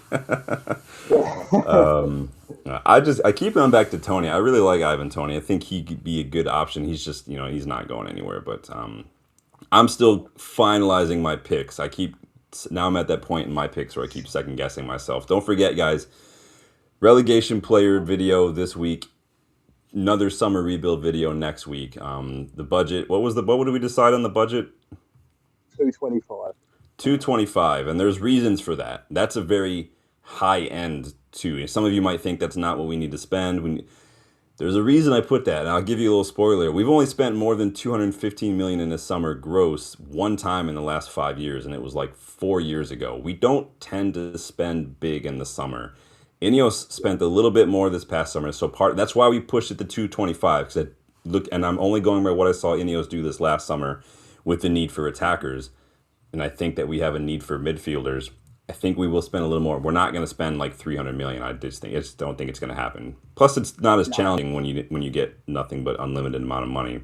But I think when we were working it out as well, we were trying to be realistic with what our valuations are and what we started with. We're not going to sit here and go, well, I've got credit options and I've got extending lines of credit and I'm going to have this and that and 52 other calculations which might not come off to somehow get 400 million out of it. No, we're not the Sun newspaper. We're not doing a dream team. We're doing a legitimate pick of what we think should happen, and that's what we want you guys to do with us. So there's your budget. Get your teams ready. It's not Mbappe, Vitinha, and all this. It's if we had this budget, this is what we would do for Manchester United. So, and you guys are going to get a load of things. I tried to do. That's my money I'm paying up front. Yes, that is the other caveat. You cannot break it down into first installment. We go by total fee. So box is kind of giving everyone a bit of a spoiler potentially for something. So keep that in mind. I don't know what that Mark says Tony just makes sense with his back problem. I can't spell scoliosis. Oh, he's more of a pro. Yeah, I like Tony. I think Tony's a very good striker. He's experienced. He's like you're saying. He's played in the Premier League. He's worked with Mbumo before. English is important. I don't like the gambling stuff, but if you like, what I don't like about it, here's this. Yes, players who get caught gambling, it's stupid. You shouldn't be doing it. Whatever. But maybe it's just from a mental health perspective because I'm a therapist. I think what bothers me most about it, and I've said this before, is the players who use gambling addiction as a cop out when they get caught. That bugs the shit out of me. I don't like that because there are people who do struggle legitimately, and I think it kind of devalues the severity of and the lives that kind of struggle actually ruins. And I think I wouldn't like it personally. But it is what it is. Guys, get your last thoughts in here. We're going to be wrapping up here in a second. Make sure you like and subscribe, though, before we do. Make sure you have checked those memberships out. Before I forget, big up to Touchline as well. And big up to Debasi Tegay Legends for just contributing today. Absolute boss. I do like the transfer videos. They are fun to do. It is a bit of a nerd thing for me, but you guys will recognize some of the choices. I do have a choice that nobody's going to guess, and it's not Elliot Anderson. So keep that in mind. So keep that. I'm going to surprise some people with my picks. I think I surprised you a little bit. I surprised you a little bit. Musa Kanu, big ups. For me, I think United should buy Hayden Hackney and Fernandez and another big name signing. Yeah, I like Hayden Hackney a lot. There are a lot of good midfielders out there. You've got your top tier, who are, I guess if you want to look at it like that, your Tchouameni and your Anderson. Then you've got you guys like Wharton, maybe different. I love Mateus Fernandez, quality-wise up there, price-wise. But there are a lot of players who you could easily get. There's probably almost 20 midfielders who are quality players you could get for like 40 million and under throughout Europe. Excellent. Between about 25 to 50. In that gap there were so many footballers. Lamine Kamara, Agume, Stankovic, Mamadou Sangare, Ibrahim Bangura. These guys, they're everywhere. They're everywhere. I've got one on my list that I've mentioned in the past that I want to get as well. Like it's good. Rob likes transfer season. Yeah, it's silly season. It's always fun. My brother said to me today, why aren't we looking at Turan again? Juve are still desperate for money. There's another player I'd take. Should have had him 3 years ago. I said it when Ronaldo left and we got Weghorst. If we would have just spent a little bit of money that January, we could have gotten him before he went to Inter on a free, and we could have maybe just been a little bit more ambitious. We own the team he bought him from. We own the team that he came from. I mean, just tell me that. Oh no, we're not allowed to sign players from the same team that we own. And we're the only club that's not allowed to do that, is it? Everyone else can. City can buy a player from here and load him to the third other club round the world. It's the old regime was absolutely incompetent. I did not see box that Milan and Juve are not in Champions League. That's insane. Big up Cesc Fabregas, by the way. If Como got qualified for Europe, that's insane, dude. It's a new generation. It's a new generation. Chivu, first season with Inter, wins the league. Like it's just like don't sleep. Like that could be Carrick next year, you guys. I'm telling you, 21 is coming. Hillman at Sporting. Yeah, I mean, a lot of people are not going to be able to get past the fact that Hillman is a diehard Arsenal fan. He's got an Arsenal tattoo. I think that's going to bug a lot of people. But you can get those removed. Yeah, I mean, I like Hillman a lot. I think he ticks a lot of boxes for me. I always forget about Hillman. I did a scouting report on him when I had my old website. I did a scouting report on him when he was still at Lecce. That's how long I've been doing that website for. That was before I worked. That was before I wrote for Stretty News. That was long before I did the channel. That was all. You can find it if you're eagle-eyed. You'll be able to find it if you dig through the post on the channel. I don't know what it is now, but but guys, I appreciate you guys getting involved. Like I said, I almost didn't even do this tonight. I was exhausted, long day, but I thought, you know what, let's just go for it. But I'm so glad I did. Really, really good discussions with everybody in the chat. Some new faces as well. Obviously, some big contributions. I appreciate all the support, you guys. Absolute legends, every single one of you. Ian, I do appreciate you jumping on tonight and getting involved, man. I know you're always ready to go and chat about United anytime, so I'm appreciative of it. We will be back Wednesday, you guys, for the relegation players show. I gotta assign some teams to these jokers, and then I'm just praying I don't get stuck with Burnley because I can't think of a single Burnley player that I No, would you take at you United. know it. So, but guys, go celebrate Eric Cantona's 60th birthday. Go check out the Cantona line in the UVE online store. There are some products below the video player. There's a link in the channel's homepage as well. No sales this time. You guys just missed out on the 20% off sale, but there's probably another one coming around. But go check it out, you guys. Add it to the cart, and I will always let you know when there's sales coming up. So, Ian, final thoughts before I let you get out of here? Fantastic end to the season. Couldn't be happier with the way it's gone. Couldn't be happier with Michael Carrick being in charge. And all I want now is the same or better in the transfer window as last year. Yep. Back him. Back him. Back him or don't bother. Yeah. Because I know I'm the same. And with Danny, we love what I'm about to say. If we don't stand up and back ourselves to be in the Champions League next year, then we don't even bother. Because if I don't want mediocre, I don't want D, C, D, and E signings. I want A or none. Yeah, I think we need to be ambitious. I think that, I don't like the idea of binning off the domestic cups. I love the FA Cup. It's one of my favorite competitions. I love it. I think we have, if you look at what Carrick did this season, I think a strong summer, I think we really do have a shot. And I think that you can't ignore that. I think that Ineos can't ignore that. I think Ineos have to put us in the best position we possibly can. And it doesn't mean you just go sign a bunch of Galacticos, but you listen to Carrick, what he sees in training, what he sees in the pitch, what he sees in the dressing room, and you listen to what kind of profiles and what kind of players he thinks we might. It doesn't mean you just let him pick the players, because I don't think coaches and managers should be doing that. That's not their job. They're not trained to do that. But I think you listen to what he's experiencing as the coach on the touchline and whatnot. So we'll see. We need. It needs to be a big summer. It needs to be a big summer for sure.